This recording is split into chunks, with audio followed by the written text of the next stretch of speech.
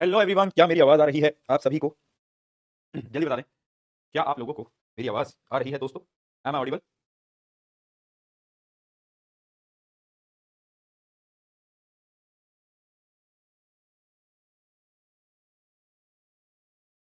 Hello दोस्तों, कैसे हो सभी के सभी? How are you all? कैसे हो? जल्दी से बताएंगे चैट के अंदर, हाउ आर यू ऑल? कैसे हो आप सब? हाँ जी, ऑल गुड ऑल गुड। एकदम बढ़िया एकदम बढ़िया। कैसे रहे आप सबके त्योहार? त्योहार वगैरह सबने बना लिए होंगे, है ना? छठ पूजा भी अब तो हो गई है, सारे त्योहार अपने खत्म हो गए हैं और अब समय आ चुका है कम बैक करने का, है ना? कम बैक वाला टाइम आ गया है क्योंकि अब हमें लगकर पढ़ाई करनी है। ठीक है, तो आज फाइनली हम स्टार्ट करने जा रहे हैं आरंभ बैच क्लास 10 का लास्ट चैप्टर, जो कि है हेरिडिटी।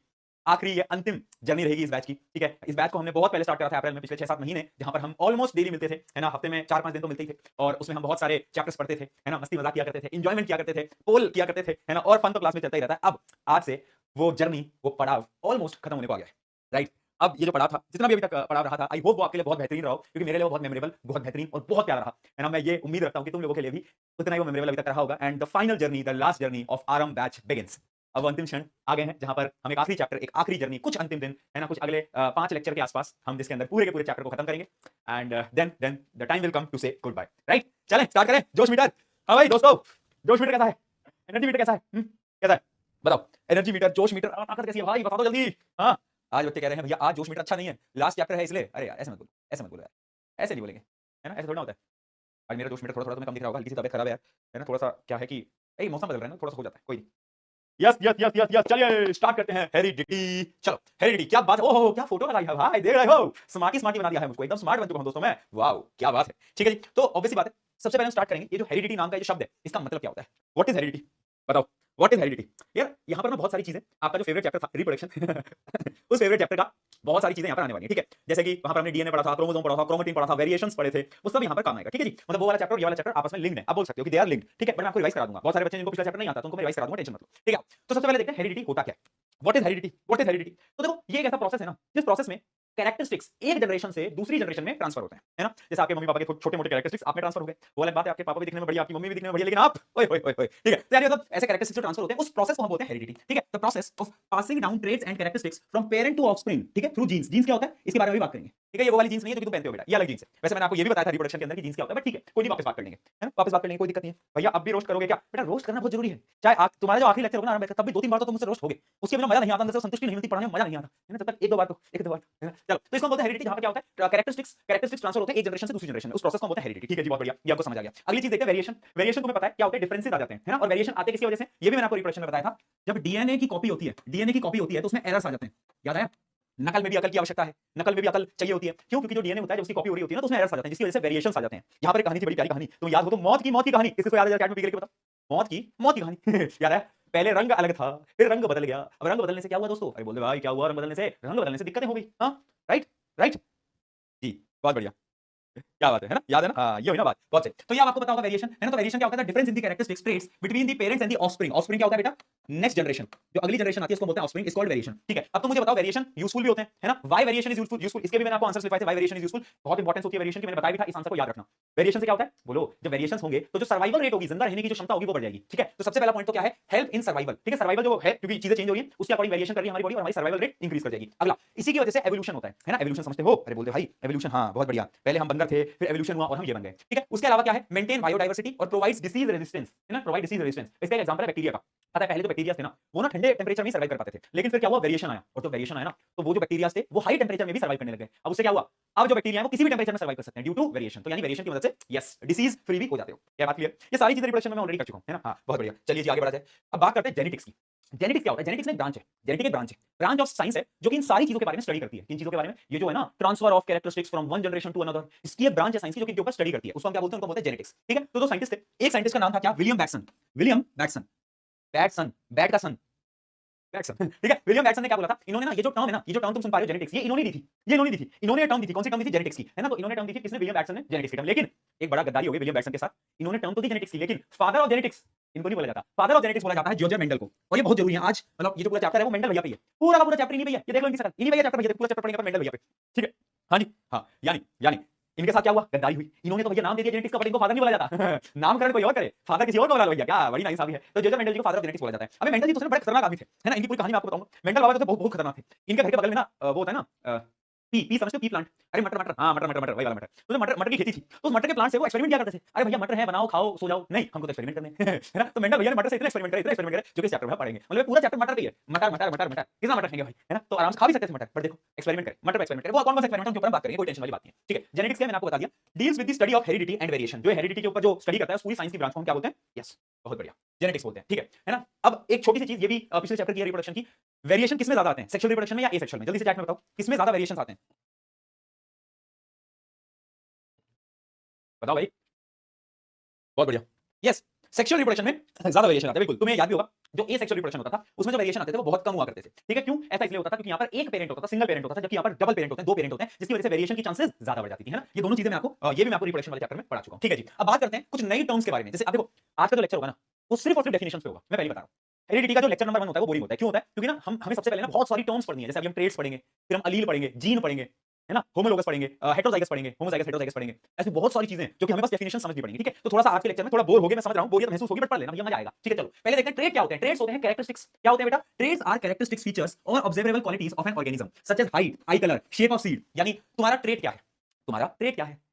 तुम्हारी आंखें कैसी हैं? अगर तुम ध्यान से देखो, मेरी जो आंखें ना ब्राउन है, पता है मेरी आंखें ब्लैक नहीं है, तुम्हें लगता है ब्लैक, अगर तुम ध्यान से कैमरे में नहीं देखोगी, मेरी जो आंखें ना हल्की सी ब्राउन है ना? आंखों में नीचे असली में लोगे तब तुम्हें समझ आएगा, मेरी जो आईज है वो ब्राउन है, मेरी आईज जो है वो ब्लैक नहीं है ना? बहुत लोगों की ब्लैक है, कुछ की ब्राउन होती है, ब्लू आईज हिप्नोटाइज कर दी मैंने, है ना? तो अलग अलग रंग की आईज है, तो ये सब क्या है? ये सब है ट्रेड। ट्रेड यानी कैरेक्टरिस्टिक फीचर, है ना? तुम सबके फीचर है ना अलग अलग, किसी के बाल काले हैं, किसी के बाल नहीं, सबके काले हैं, किसी के बाल बड़े हैं, किसी के बाल छोटे हैं, किसी की आंखें ऐसी हैं, किसी की आंखें ऐसी हैं, किसी की आंखें ऐसी हैं, अलग अलग, किसी की आंखें ऐसी है, ऐसी ऐसी, अलग अलग आंखें नहीं, ऐसी तो किसी की नहीं होती, है ना? रोबोट थोड़ी ना है, तो अलग अलग अलग अलग अलग मतलब बहुत बहुत बहुत सारी, है ना? तो ये सब क्या बोलते हैं? इनको हम ट्रेड बोलते हैं। क्या बोलते हैं? इनको बोलते हैं ट्रेड। ठीक है ना? मेनली लड़कियों के ट्रेड्स अच्छे होते हैं, लड़के बेचारे, बेटा लड़कों कितना ही फेस वॉश लगा लो, कितना ही स्किन केयर कर लो, ग्लो तो तुम्हारा उसके मैसेज को देख के ही आता है। है ना? हाँ, तो लड़कों के ट्रेड थोड़े से थोड़े नॉर्मल, भगवान जी ने थोड़े नॉर्मल बनाए हैं, ट्रेड किया है, लड़का ही तो है। चल चल चल चल निकल निकल निकल जल्दी निकल, है ना? वैसे वैसे एक सवाल मुझे तुमसे पूछना था।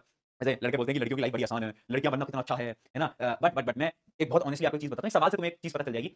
कितने यहाँ पर लड़के हैं, कितने लड़के हैं जो कि चाहेंगे किसी जीवन में नेक्स्ट जन्म में वो लड़की बन पाए? कितने ऐसे लड़के हैं? चैट में बताओ। बहुत कम लड़के होंगे, ठीक है? और वहीं पर अगर मैं सवाल लड़कियों से पूछूं कि अगर तुम्हें एक अगला जन्म मिले तो क्या तुम लड़का बनना चाहोगे?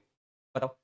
80-90% लड़कियां बोलेंगी हाँ हमें लड़का बनना। तो ये रियलिटी आज की सोसाइटी की, ठीक है? हम कितने बोल रहे हैं कि लड़कियों का जीवन आसान है, बट सच में इतना आसान नहीं है जितना आसान लोगों को लगता है, राइट? आज के समय पर भी बहुत सारी बाउंड्रीज, बहुत सारी रुकावटें लड़कियों को फेस करनी पड़ती हैं जो लड़कों को नहीं करनी पड़ती। ये सत्य है इस जीवन का, है ना? इसको हम नहीं ठुकरा सकते ऑब्वियसली, राइट? चलो आ जाओ, तो बात करते हैं ट्रेड्स की। तो देखो दो प्रकार की ट्रेड्स होती है, एक्वायर्ड और इनहेरिटेड। एक्वायर्ड और इनहेरिटेड, ये दो प्रकार की क्या होती है? ट्रेड्स होती हैं। अब इनके बीच का डिफरेंस क्या है? अच्छा, एक्वायर्ड ट्रेड्स क्या हो सकती है बताओ? जो हम एक्वायर कर रहे हैं, यानी जो मैं जीवन जीते समय अपने अंदर ला रहा हूं, और इनहेरिटेड जो मुझे अपने पेरेंट्स से मिली है। फॉर एग्जांपल मेरी जो आंखों का कलर ब्राउन है, वो क्या होगा? एक्वायर्ड या इनहेरिटेड? क्या लगता है? एक्वायर्ड या इनहेरिटेड? बताओ बताओ। ऑब्वियसली इनहेरिटेड, क्यों? क्योंकि वो पेरेंट्स से आया, जन्म से आया है, बट जो मैंने अपनी लाइफ के अंदर खुद ने प्राप्त करा है, खुद ने पाया है। जैसे कि भैया एक एग्जांपल देता हूं, मान लो मैंने बॉडी बना लिया ना, मेरे सिक्स पैक एब्स और ये बॉडी बॉडी ऐसे ऐसे कर लिया, कल को मेरा छोटा नन्हा मुन्ना बच्चा हुआ, है ना? तो क्या उसकी बॉडी बॉडी तो क्या बच्चा पैदा हो रहा है, उसके सिक्स पैक एब्स आ रहे हैं, बाइसेप बाइसेप आ रखे हैं, चेस्ट अच्छी बन रखी है, क्या ऐसा पॉसिबल है? कैसे पॉसिबल है? अरे नहीं है पॉसिबल। क्यों? क्योंकि जो बॉडी मैंने बनाई वो मेरा एक्वायर्ड ट्रेट है, मैंने वो एक्वायर करा है भाई, वो मैंने अपने जिंदगी के अंदर एक्वायर करा है। जबकि अगर जो मेरी आंखों का कलर ब्राउन है, तो वो मेरी नेक्स्ट जनरेशन में भी आंखों का कलर ब्राउन हो सकता है। क्यों? क्योंकि वो इनहेरिटेड ट्रेट होता है, राइट? राइट, यस यस, बहुत बढ़िया बहुत बढ़िया। ठीक है, तो एक्वायर्ड ट्रेट क्या है? Can not be passed on to future generation, यानी एक्वायर्ड ट्रेट अगली जनरेशन में नहीं जा सकता, जबकि जो इनहेरिटेड है वो अगली जनरेशन में जा सकता है। Can be pass to their progeny. देखो प्रोजेनी का मतलब होता है बेटा नेक्स्ट जनरेशन, ठीक है? कंफ्यूज मत होना, प्रोजेनी का मतलब भी नेक्स्ट जनरेशन ही होता है। अगला, do not change germ cell, यानी जो एक्वायर्ड, देखो जो इनहेरिटेड ट्रेट है ना, वो किस वजह से है? क्योंकि वो जर्म सेल यानी वो सेक्स सेल की वजह से है। तो याद रखना, bring changes in germ cell, यानी इनहेरिटेड ट्रेट जो हमारी बॉडी में आएंगे वो हमारे सेक्स सेल के अंदर चेंजेस लेकर आते हैं, क्योंकि वो पेरेंट्स से आते हैं। जबकि जो इन एक्वायर्ड जो ट्रेट है, जो हमने एक्वायर करें, उनका जर्म सेल से यानी सेक्स सेल से लेना कोई लेना नहीं होता। चलो, do not lead to evolution, acquired trait से कोई एवोल्यूशन नहीं होता, यानी कि वो तो हमने हमारी जिंदगी के अंदर गेन करें, जबकि इनहेरिटेड ट्रेट्स का एवोल्यूशन से बहुत लेना देना होता है। ठीक है, example, losing a limb due to accident. मान लो किसी का एक्सीडेंट हो गया, उसका हाथ कट गया, ठीक है, और उसका नेक्स्ट जनरेशन उसकी पैदा होती है, उसका बच्चा पैदा होता है, तो क्या उसके बच्चे का भी हाथ कटा होगा? नहीं, ऑब्वियस सी बात है। क्यों? क्योंकि उसका हाथ कटना एक एक्वायर्ड ट्रेट था, ठीक है? और जबकि मान लो कोई इनहेरिटेड बीमारी है, कोई बीमारी ऐसी जो कि इनहेरिट आई है ना किसी एक इंसान को, तो जब उसकी अगली जनरेशन आएगी ना, तो उसमें भी वो बीमारी ट्रांसफर हो सकती है, राइट? तो क्या ये हमें समझ आया इनहेरिट ट्रेट और एक्वायर्ड ट्रेट? जल्दी से चैट में पीके लिख के बता दो, बताओ।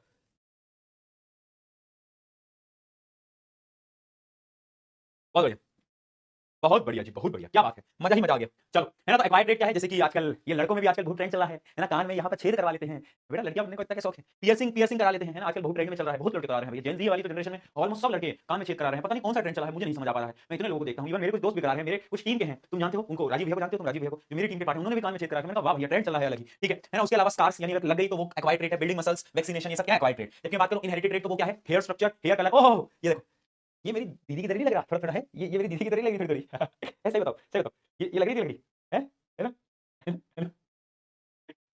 क्लिप नहीं बेटा बेटा नहीं, अपन दोनों की बात थी बीच में खत्म हो गई, ये इससे बाहर नहीं जाएगा मैटर, यहीं इसको क्लोज करेंगे अपन, ठीक है ठीक है ठीक है बेटा। ठीक है, डिंपल्स डिंपल्स भी क्या होते हैं? इनहेरिटेड ट्रेट्स होते हैं। अगला, टंग रोलिंग और ये फ्रिकल्स जो मार्क्स होते हैं फेस के ऊपर। राइट। बेटा अपन नहीं नहीं नहीं नहीं नहीं नहीं, ठीक है। हाँ, चलो आगे बढ़ते हैं। ठीक है, ये कुछ टर्म्स थी जैसे मैंने आपको ट्रेट बताया, ट्रेट दो प्रकार के इनहेरिटेड एक्वायर्ड, समझ आ गया। आगे बढ़ते हैं, कुछ और टर्म्स पढ़ते हैं, जैसे कि सबसे पहले टर्म है डीएनए। डीएनए हम ऑलरेडी रिप्रोडक्शन में पढ़ चुके हैं, डीऑक्सी राइबो न्यूक्लिक एसिड, बहुत बढ़िया।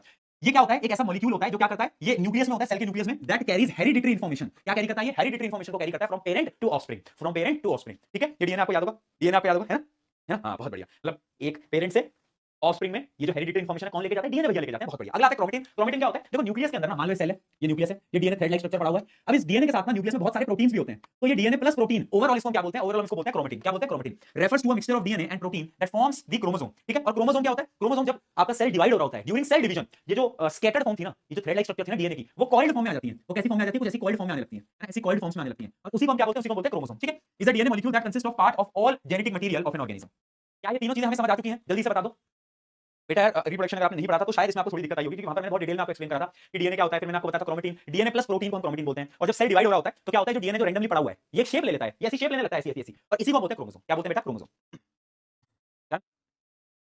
ठीक है, बहुत बढ़िया बहुत बढ़िया। चलो कुछ और टर्म्स अब हम पढ़ते हैं, कुछ नई टर्म्स जो कि आपने अभी तक नहीं पढ़ी थी। जैसे कि सबसे पहले टर्म आ जाती है जीन।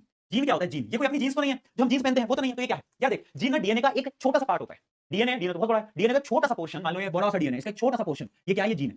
और जीन को हम बोलते हैं basic fundamental unit of heredity. यानी हेरिडिटी का जो सबसे छोटा यूनिट है ना, बेसिक यूनिट, जैसे लाइफ का बेसिक यूनिट सेल होता है, वैसे ही हेरिडिटी का बेसिक यूनिट कौन होता है, बेसिक यूनिट होता है जीन, है ना। तो यानी जीन क्या है, डीएनए का छोटा सा पार्ट है, और वो पार्ट है जो कि मोस्टली हेरिडिटरी इन्फॉर्मेशन को कैरी करता है। यानी देखो, ये जीन है ना, इसके पास सारी इन्फॉर्मेशन है, बालों का रंग क्या होगा, आंखों का रंग क्या होगा, बाल कितने बड़े होंगे, बाल कितने छोटे होंगे, आंखों की शेप क्या होगी, नाक की शेप क्या होगी, हाइट कितनी बड़ी होगी, सब कुछ इसके पास है, इस छोटे से जीन के पास, इस जीन के पास। ठीक है, तो जीन क्या होता है, a segment of DNA that is basic unit of heredity and is passed from parent to child, is molecule that contain genetic information for development and functioning of organism. यानी ये एक ऐसा बेसिक यूनिट है जिसके पास सारी information है जो कि अगली जनरेशन में पास होगी। क्या बात समझ में आई? जल्दी बताओ फटाफट से, बोलो, क्लियर है? बोलो बेटा, पढ़ ले आदर्श, बेटा पढ़ ले, पढ़ ले, पढ़ ले यार, ये सब बातें लास्ट में कर लें। आदर्श पूछ रहा है कि सर मेरी दोस्त मुझसे बातें छुपाती है, बेटा यहाँ मैं हेरिडिटी पढ़ा रहा हूँ और तेरी दोस्तों से बातें छुपा रही है, मैं क्या करूँ, मैं क्या करूँ, मुझे ये बता, मैं क्या कर लूँ फिर, नहीं मैं क्या करूँ, मैं बातें निकलवा दूँ, है ना, है ना। हद हो गई यार।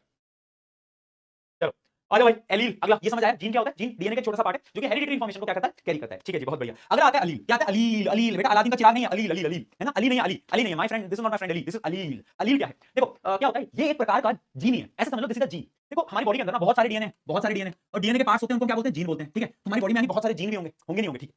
और ये जीन जो है ना, ये बहुत सारे कैरेक्टर्स के बारे में बात करते हैं, जैसे मैंने आपको बताया, आंखों का रंग, बाल का रंग, हाइट, वेट, सब कुछ।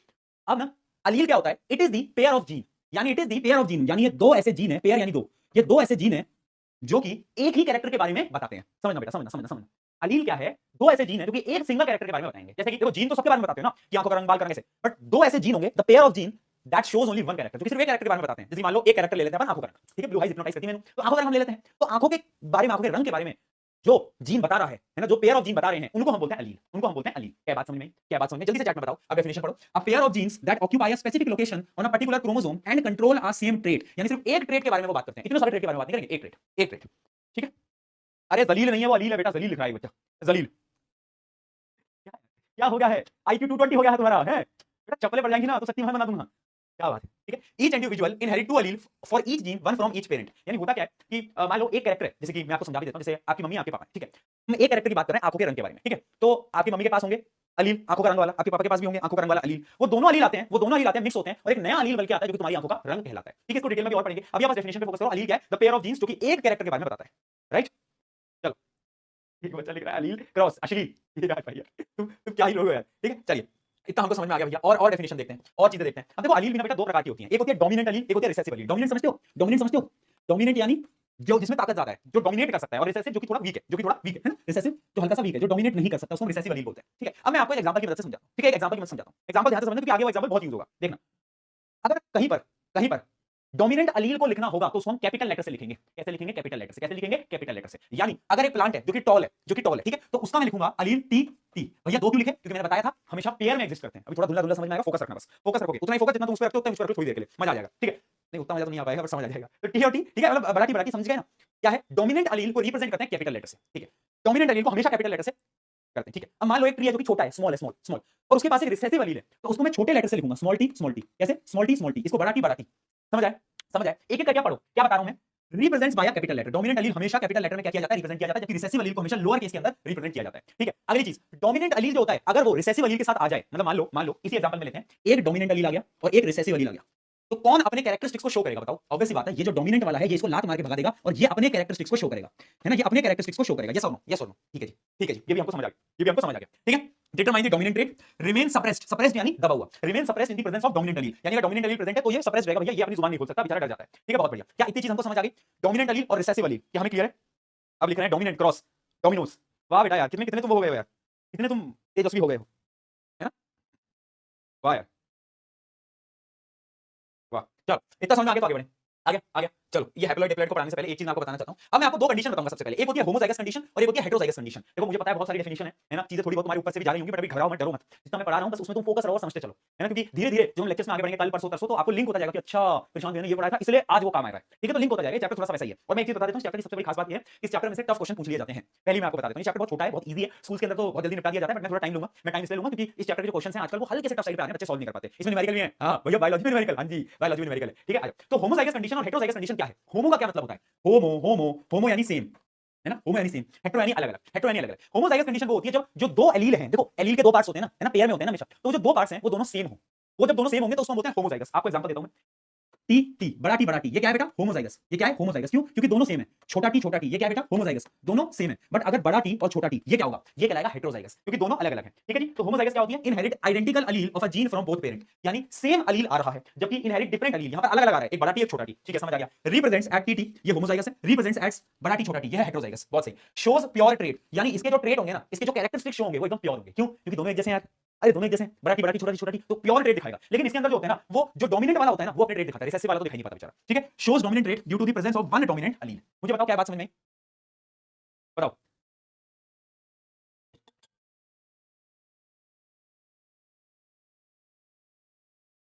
वाह, श्रेया जी लिख रही है कि आजकल तो भैया लड़के जो हैं वो बहुत सारे ट्रेट्स हमसे छुपा लेते हैं और हमें बाद में पता चलता है उनके ट्रेट्स के बारे में। क्या बात है, क्या बात है, गहरी बात कर दी, गहरी नहीं यार, लड़के छुपाते नहीं है, देखो लड़के, मुझे नहीं लगता कि लड़के ऐसा कुछ छुपाते हैं। क्या लगता है, क्या लगता है तुमको, क्या लगता है ऐसा कुछ है? ऐसा कुछ है? लड़के बताएंगे, लड़को बताओ ऐसा कौन सा, ऐसी कौन सी चीज है जो कि तुम लड़कियों से सबसे अच्छी तरीके से छुपा सकते हो, सबसे अच्छी तरीके से, ऐसी कौन सी चीज है जो कि तुम छुपा लोगे हर एक लड़की से बहुत अच्छी तरीके से? बताओ, बताओ क्या कह रहे हैं? हाँ? आयुष कह रहा है दूसरी लड़की। वाह यार, वाह यार, बेटा आयुष तुम बाहर मिलो। चलो तो यार तुम क्या लोगे यार, आ जाओ, चल आ जा, बस करो यार, पढ़ ले दो। देखो होमोजाइगस हेटेरोजाइगस की कंडीशन तुमको समझ आ गई होगी, तो इसको मैं और डिटेल में एक्सप्लेन कर देता हूं। जैसे कि ये बड़ा टी होमोजाइगस, छोटा टी होमोजाइगस, बड़ा टी ये क्या है? ये है हेटेरोजाइगस। ठीक है, और हमेशा याद रखना कभी भी तुम ना ऐसे नहीं लिख सकते, ऐसे नहीं लिख सकते। जो डोमिनेंट एलील होगा उसको हमेशा इज्जत देनी पड़ेगी और उसको पहले लिखना पड़ेगा। ठीक है, तो ऐसे नहीं लिख सकते, हमेशा आपको ऐसे लिखना पड़ेगा, इसको इज्जत देनी पड़ेगी हमेशा। ठीक है, जो डोमिनेंट वाला होगा उसको हमेशा क्या देनी पड़ेगी? इज्जत हमें देनी पड़ेगी। राइट, बहुत बढ़िया है ना, आई होप आपको समझ में आ गया होगा। हेटेरोजाइगस होमोजाइगस दो कंडीशन। ठीक है, अब आते हैं एक और चीज की तरफ जो कि है डिप्लॉइड और हैप्लॉइड। ठीक है, डिप्लॉइड और हैप्लॉइड सेल। देखो सेल होते हैं दो प्रकार के, एक होता है हैप्लॉइड, एक होता है डिप्लॉइड। हैप्लॉइड तुम्हारी तरह है बेटा, एकदम सिंगल, अकेला, तन्हा, और डिप्लॉइड तुम्हारे दोस्त की तरह जो कि मिंगल है, यानी इसके पास कोई है। तो हैप्लॉइड सेल वो होते हैं जिनके पास सिर्फ वन सेट ऑफ क्रोमोसोम्स होते हैं, contains only one set of chromosome, एक सेट ऑफ क्रोमोसोम होते हैं, लेकिन इनके पास हमेशा पेयर में होते हैं क्रोमोसोम। ठीक है, टू सेट ऑफ क्रोमोसोम हमेशा इसके पास प्रेजेंट होते हैं। ठीक है, अभी जो हैप्लॉइड सेल होते हैं बेटा, ये पता है हमारी बॉडी के अंदर डिप्लॉइड सेल, हमारी बॉडी के जितने भी सेल हैं वो सारे सेल डिप्लॉइड सेल हैं, सारे, बस एक को छोड़ के, एक को छोड़ के सारे जितने भी सेल हैं उनके पास हमेशा पेयर में होते हैं क्रोमोसोम, पेयर में होते हैं हर एक के पास, हर एक के पास। ठीक है, तुम मुझे बता सकते हो वैसे कितने पेयर होते हैं? 23 पेयर ऑफ क्रोमोसोम्स होते हैं, ये आपको पता होगा, है ना, 23 पेयर क्रोमोसोम होते हैं, लास्ट में पढ़ेंगे भी। ठीक है, लेकिन हमारी बॉडी का हर एक सेल, है ना, लेकिन एक को छोड़ के जो कि है जर्म सेल, जो कि है जर्म सेल, जर्म सेल यानी सेक्स सेल। सेक्स सेल जो होता है हमारी बॉडी का वो हमेशा हैप्लॉइड होता है। यहां पर लिखा भी हुआ है gametes such as sperm and egg cell are haploid, ये हैप्लॉइड होते हैं। बाकी सारे के सारे बॉडी सेल्स जिनको हम सोमैटिक सेल बोलते हैं वो सारे के सारे सेल्स कैसे होते हैं? डिप्लॉइड होते हैं। कैसे होते हैं? डिप्लॉइड होते हैं। ठीक है, अभी जो हैप्लॉइड सेल होते हैं ये कैसे बनते हैं? ये मियोसिस की मदद से बनते हैं। अब मैं डिटेल में नहीं जाऊंगा क्योंकि तुम्हारे सिलेबस का पार्ट नहीं है, 9th क्लास में पढ़ाया था। ओहो 9th क्लास में तो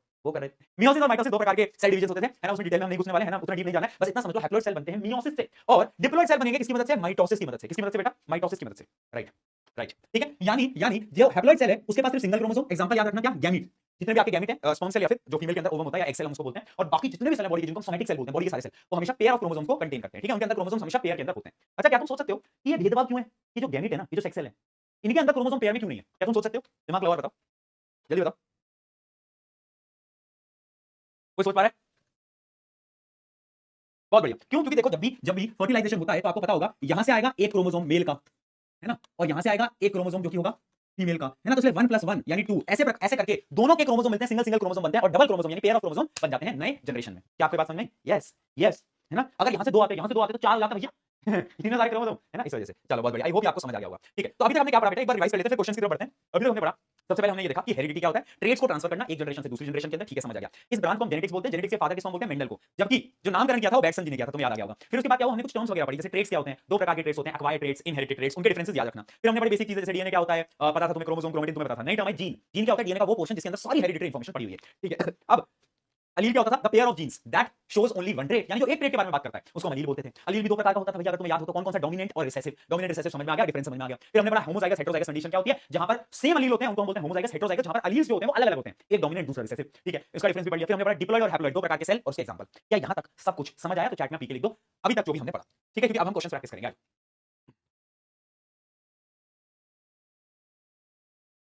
tell of some mice were cut off for generation but offspring still had tails, ठीक है। आपको क्या बताना है, आपको क्या बताना है कि इसमें से कौन सा आंसर इसका सही है, ये आपको बताना है। मैं बोल दे दूं क्या इसका, बोल दे देता हूं, बोल दे दिया बेटा,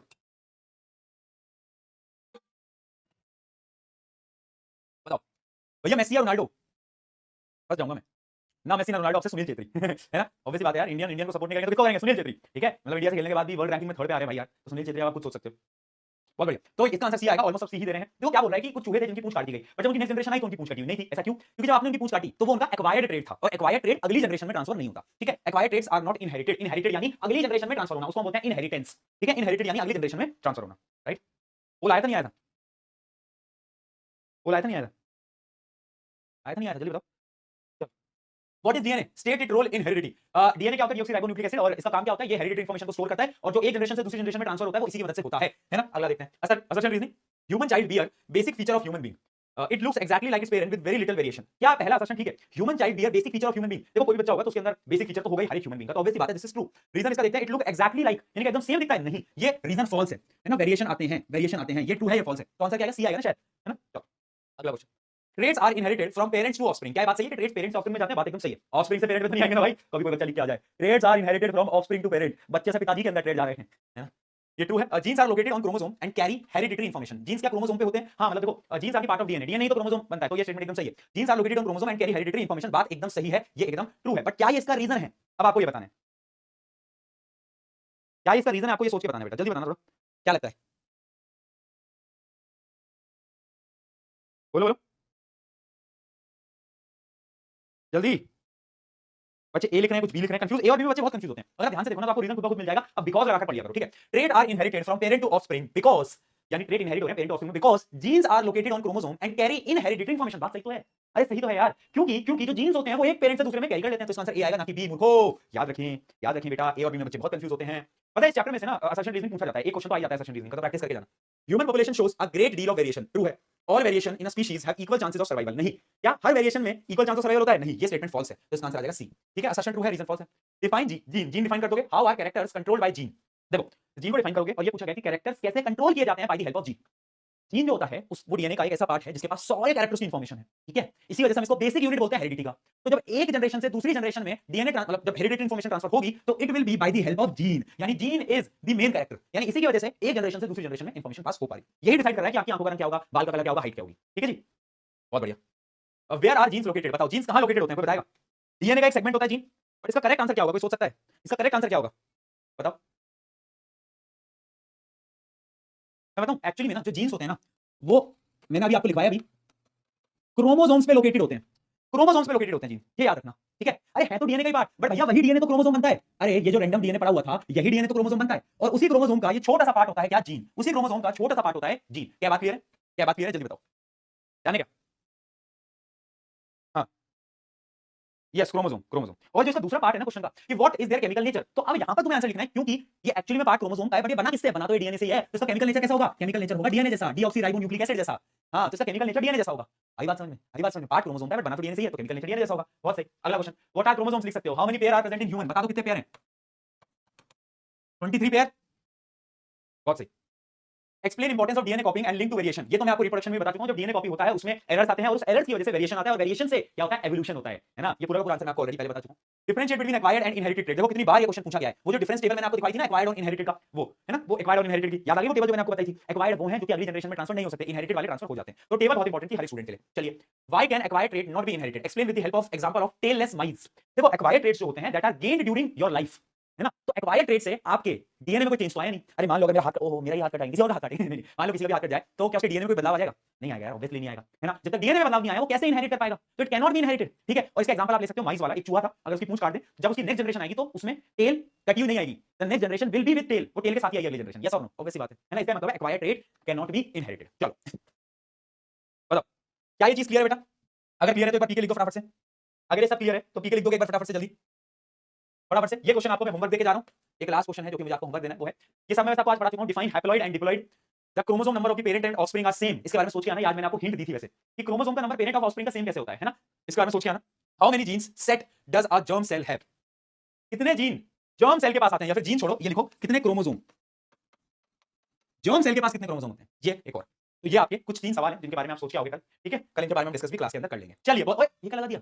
ये तो एआई है भाई, ये तो मेरी फोटो ही नहीं है। ये तो मेरी फोटो ही भाई, मैं कहां से लगा रहा हूं? ये तो फोटो नहीं है। सर क्यूट लग रहे हो इस बार तो, स्टूडेंट्स भी मेरी साइड हैं। अरे वाह बेटा वाह, इन लोगों को सैलरी की परवाह नहीं है, हैं? स्टूडेंट आपकी साइड है बेटा कोई, है ना। चलो मान लिया मैंने कि स्टूडेंट आपकी तरफ है, लेकिन सैलरी तो मेरी तरफ है ना, वो करिए तो। चलो क्या बात है, डन। चलो लीडर बोर्ड देख ले। अनुभव द्विवेदी, निशा मीना, नैतिक, कुणाल, अयान, कृष्णप्रिया, आरव, को फाउंडर ऑफ नेक्स्ट स्टॉप, सही बंसारी, अनिका गोयल।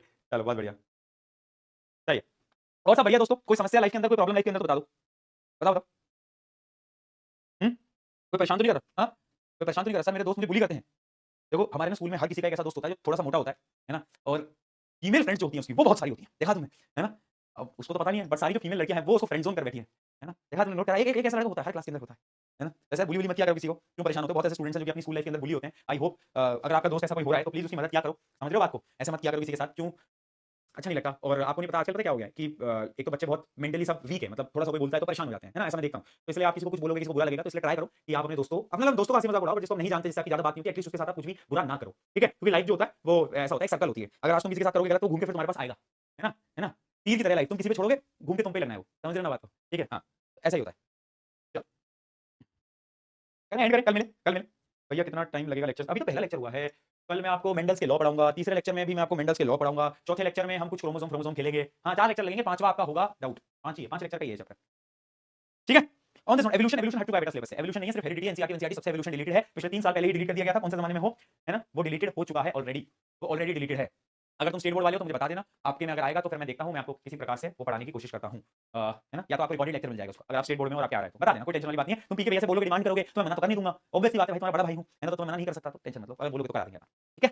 चलो ऑन दिस नोट, बहुत सारा प्यार, बहुत सारा प्यार, लव यू ऑल, है ना। एक आखिरी अध्याय चल रहा है, the last journey of this batch चल रही है, तो आई होप कि आप डेली क्लास आओगे, है ना। हम बहुत मस्ती मजाक करने वाले हैं अगले कुछ दिनों के अंदर, ठीक है। थोड़ा बहुत इमोशनल भी हो जाएंगे कभी कभार, बट मजे भी करेंगे। चलो मिलते हैं कल, take care, love you all, bye bye. Revise करके आना कल दोस्तों।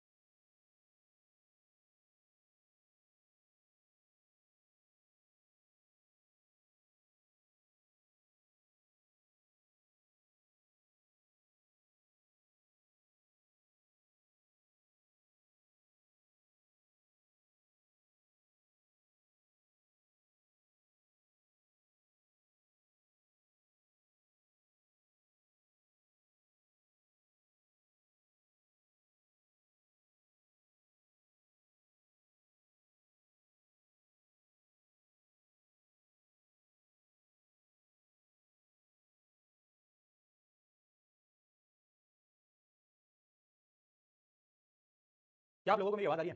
एक बार जल्दी से चैट में बताओ अगर मैं ऑडिबल हूँ बढ़िया तरीके से, या फिर आवाज थोड़ी तेज करूँ।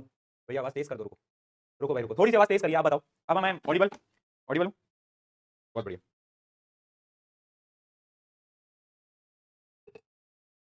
यस यस, एक बार जोश मीटर कमेंट कर दो सब अपना अपना, जोश मीटर कमेंट कर दो। अरे अब तो बढ़ा दी वॉइस बेटा, अब कहाँ से लो वॉइस आ रही है तुम्हें? अब तो बढ़ा दी मैंने वॉइस, सही में बढ़ा दी मैंने। लो तुम्हारी इमोजीज भी बंद कर दी बस।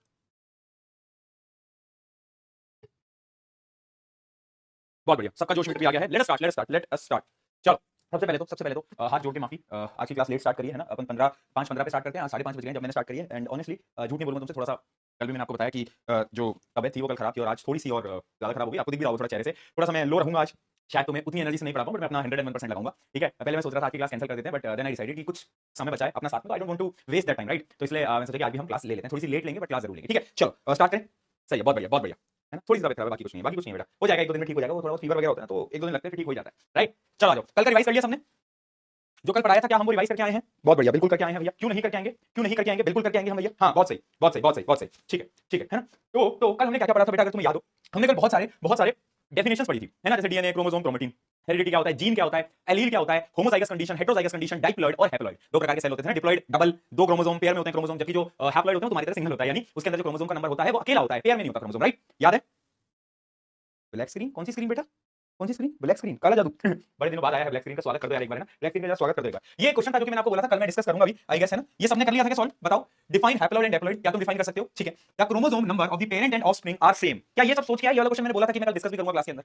बताओ, क्या तुम सब सोच के आए उस क्वेश्चन के बारे में कि आखिर पेरेंट और ऑफस्प्रिंग का नंबर कैसे सेम होता है क्रोमोसोम का? तो इसके पीछे का पूरा थ्योरेटिकल आंसर है जो कि मैं आपको बता भी चुका हूं कि वो होता क्या है ना, जो हमारे सेक्स सेल होते हैं, यानी जो हमारे जर्म सेल होते हैं, वो कैसे सेल हैं? अरे बोलो, वो हैप्लॉइड है, यानी वो सिंगल क्रोमोसोम है। तो यहां से आधे आते हैं, आपके पापा से आधे, आपकी मम्मी से आधे, और दोनों मिलके नंबर ऑफ क्रोमोसोम बराबर हो जाता है, राइट। तो इसका आंसर क्या है? During sexual reproduction parent form gamete. Gamete क्या होता है? Have half the number of chromosome. मैंने बताया जो गैमीट होते हैं उनके जो नंबर ऑफ क्रोमोसोम होते हैं वो आधे होते हैं, जैसे कि मैं आपको ऑलरेडी बता चुका था कल की क्लास में, ठीक है। When this gamete fuse during fertilisation, original number of chromosome is restored in the offspring, यानी जो ओरिजिनल नंबर है वो रिस्टोर हो जाता है, आधे यहां से पूरे अपने पास हो जाते हैं, ठीक है। जैसे कि फॉर एग्जांपल जो गैमीट होता है ना, जैसे मेल की तरफ से और फीमेल की तरफ से, तो दोनों की तरफ से 23 क्रोमोसोम आते हैं, ठीक है। तो 23 + 23 क्या कहलाता है? 46, है ना। और जो ओवरऑल नंबर ऑफ क्रोमोसोम्स होते हैं ना ह्यूमन के अंदर, वो कितने होते हैं? वो होते हैं 46, ठीक है जी। इसलिए कल मैंने आपको ये सब बताया था नहीं बताया था? एक बार बताओ जल्दी चैट के अंदर, याद है ना सबको?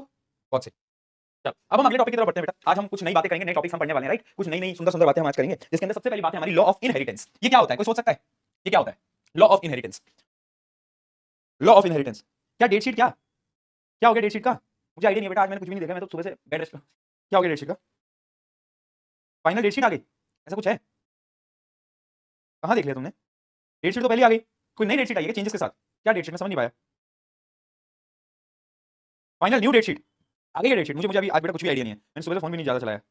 देखो एक मिनट क्या कह रहे हैं, मुझे अभी आइडिया नहीं, मैं देख लेता हूं, रुको।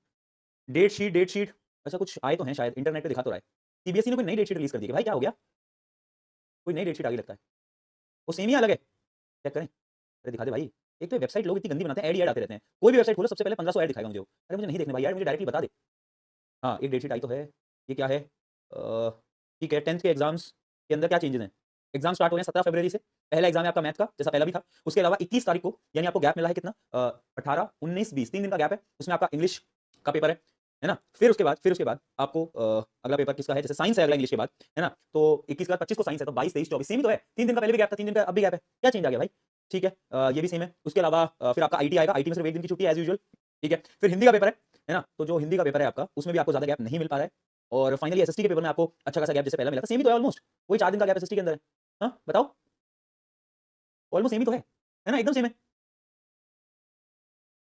पेपर का लेवल बता दो, ये फाइनल डेट शीट है, बस ये बोल रहे हैं।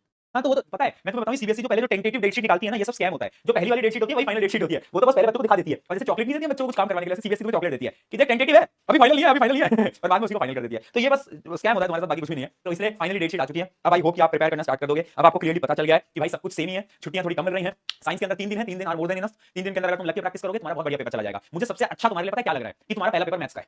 मैं क्यों बोल रहा हूं? मैं इसलिए बोल रहा हूं, मैथ्स का पेपर टफ आता है, जैसे लास्ट टाइम भी टफ आया था। इस साल पता नहीं टफ आया नहीं पता, लेकिन लास्ट ईयर बहुत टफ आया था। तो अब क्या है ना, जब पहला पेपर होता है ना, तो पहले पेपर की तैयारी में आप 5, 6, 7 दिन भी लगा सकते हो, राइट। तो कम से कम 5 दिन तो लेके चलना मैथ की तैयारी के लिए। मैथ की तैयारी 5 दिन 6 दिन लग के करना, शुरू भी कराई देंगे वैसे, बट एकदम लग के मेहनत करके जी जान लगा देना अपनी, है ना, जो शुरू का टाइम है। फिर आपका मैथ्स के पेपर के बाद तो इंग्लिश का पेपर है, वो तुम पढ़ ही लोगे। फिर इंग्लिश के बाद साइंस है, वो मैं कराई दूंगा, है ना। 3 दिन है वैसे, 4 दिन मिलते तो बहुत अच्छा होता। एक दिन फिजिक्स करते, एक दिन केमिस्ट्री करते, एक दिन बायो करते और लास्ट दिन में क्वेश्चन प्रैक्टिस करते, जैसे लास्ट ईयर में मैंने करा था। पर कोई बात नहीं, 3 दिन है, कोई टेंशन वाली बात नहीं है। ऐसा करेंगे हम कि तीनों दिन में मतलब कर लेंगे, वो मैं देख लूंगा। लेट मी प्लान दैट, आप चिल करो। तेरा भाई खड़ा है यहाँ, ठीक है, तेरा भाई खड़ा है साइंस में, टेंशन नहीं लेनी ज्यादा। जब मैं हूं यहाँ पर, वाई टू पीयर के भेज है, वो हम कर लेंगे। बाकी हाँ हिंदी पढ़ के रखना, हिंदी में गैप थोड़ा कम है। आईटी तो पढ़ो ना पढ़ो एक ही बार है ना? और एसएससी में भी 4 दिन का गैप है, वो भी मोड़ देना, राइट। ठीक है, फील्डिंग सेट नहीं है यार, कोई फील्डिंग सेट नहीं है, चिल करो, कोई फील्डिंग सेट नहीं है। कर लेंगे, सब कर लेंगे, अपन सब मिलके सब कर लेंगे, है ना। हम करते आए हैं, तुम पहली बार आए हो 10वीं में, मैं से 4 बैच डिंग डिंग डिंग डिंग करके निकाल चुका हूं 10वीं के। तो हमें पता है कि कैसे पढ़ाना होता है, क्या पढ़ाना होता है, कैसे पेपर बनाया जाता है, क्या सवाल आते हैं, ठीक है। आज अब हम पढ़ते हैं लॉ ऑफ इनहेरिटेंस। देखो लॉ ऑफ इनहेरिटेंस ना क्या है, मैंने आपको कल एक वर्ड बताया था, इनहेरिटेंस। इस वर्ड का मतलब होता है passing of characteristics from one generation to another, है ना, इनहेरिटेंस, है ना, यानी बोलते हैं ना कि मेरे जो पापा के ट्रेट्स थे मुझ में इनहेरिट हो गए, यानी मुझ में ट्रांसफर हो गए, ठीक है, बताया भी था। तो ये इनहेरिटेंस के 3 लॉ होते हैं, है ना, 3 लॉ होते हैं, है ना। वैसे ये जो आपको ये जो 3 लॉ लिखे हुए हैं ना, ये इनहेरिटेंस के एग्जैक्ट लॉ नहीं है, ये तो है अलग 3 लॉ, है ना। ये law of domination, law of segregation, law of independent assortment, इन तीनों लॉस को अभी मैं नहीं पढ़ूंगा, है भैया, हां अभी मैं नहीं पढ़ूंगा। जब मैं आपको सारे एक्सपेरिमेंट्स पढ़ा दूंगा, यहां पर बहुत सारे एक्सपेरिमेंट होते हैं, जब मैं आपको एक्सपेरिमेंट्स पढ़ा दूंगा, उन एक्सपेरिमेंट्स के बाद मैं आपको ये जो आप देख पा रहे हो तीनों लॉस, इनके नाम देख लो, law of dominance, law of segregation, law of independent assortment, इन तीनों को मैं एक्सप्लेन करूंगा जब मैं सारे के सारे एक्सपेरिमेंट करा दूंगा, ठीक है। अभी मत पढ़ो, अभी आप पता है मैंने ऐसा देखा है स्कूल के अंदर क्या है ना, पहले इनको पढ़ाया जाता है, बट कोई सेंस ही नहीं, अभी बच्चे समझ नहीं पाएंगे, जब तक हम एक्सपेरिमेंट नहीं करेंगे बच्चे समझ नहीं पाएंगे, तो अभी इनको छोड़ो, गोली मारो, गोली मार दी, चलिए भैया आगे बढ़े, आगे बढ़े। अब बात करते हैं मेंडल बाबा की। मेंडल बाबा कौन थे, बोलो, फादर ऑफ जेनेटिक्स, है ना, जियोर्ज मेंडल, बहुत बढ़िया। तो ये मेंडल बाबा थे ना, बड़े खतरनाक आदमी थे, बहुत खतरनाक आदमी थे भैया। ये ऐसे ऐसे ऐसे ऐसे एक्सपेरिमेंट करेंगे कि किसी ने सोची नहीं होगी, ऐसे ऐसे एक्सपेरिमेंट करते थे, ठीक है। अब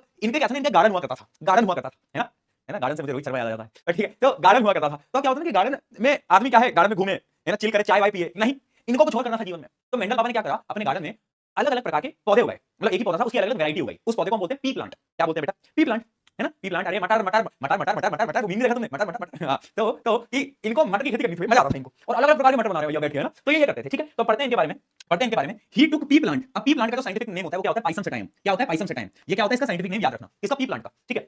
अब पी प्लांट उन्होंने चूज इसलिए करा because P plant has different characteristics, with different characteristics. कुछ पी प्लांट तो छोटे होते हैं जिनको हम ड्वार्फ्स बोलते हैं, ड्वार्फ्स, देखा है, अरे देखा है, dwarfs, dwarf dwarf dwarf dwarf dwarf dwarf, हां, ड्वार्फ यानी छोटा। कुछ पी प्लांट बड़े होते हैं। किसी के जो फ्लावर्स निकलते हैं ना पी प्लांट में, किसी का रंग व्हाइट था तो किसी का पर्पल था, ठीक है। किसी के अंदर वो जो आ रहे थे ना, पी जो निकल रहे थे, पी प्लांट के अंदर जो पी आते हैं, दाने आते हैं, किसी के वो राउंड आ रहे थे, किसी के वो राउंड आ रहे थे, तो किसी के वो रिंकल्ड आ रहे थे, ऐसे टेढ़े मेढ़े। तो यानी ये जो मेंडल भाई साहब थे परेशान हो गए। ये कह रहे हैं यार भाई मैंने इतनी सारी खेती कर ली है और जब देखूं मैं तब प्लांट अलग अलग, कभी अलग प्लांट बन रहा है तो कभी अलग बन रहा है, कभी ऐसा बन रहा है तो कभी वैसा बन रहा है। तो सोच में पड़ गया यार इतने सारे डिफरेंट प्रकार के प्लांट्स आखिर बने कैसे यार, समझ नहीं आया। वो परेशान हो गए, वो परेशान हो गए। तो उन्होंने सोचा चलो आज कुछ तूफानी करते हैं, है ना।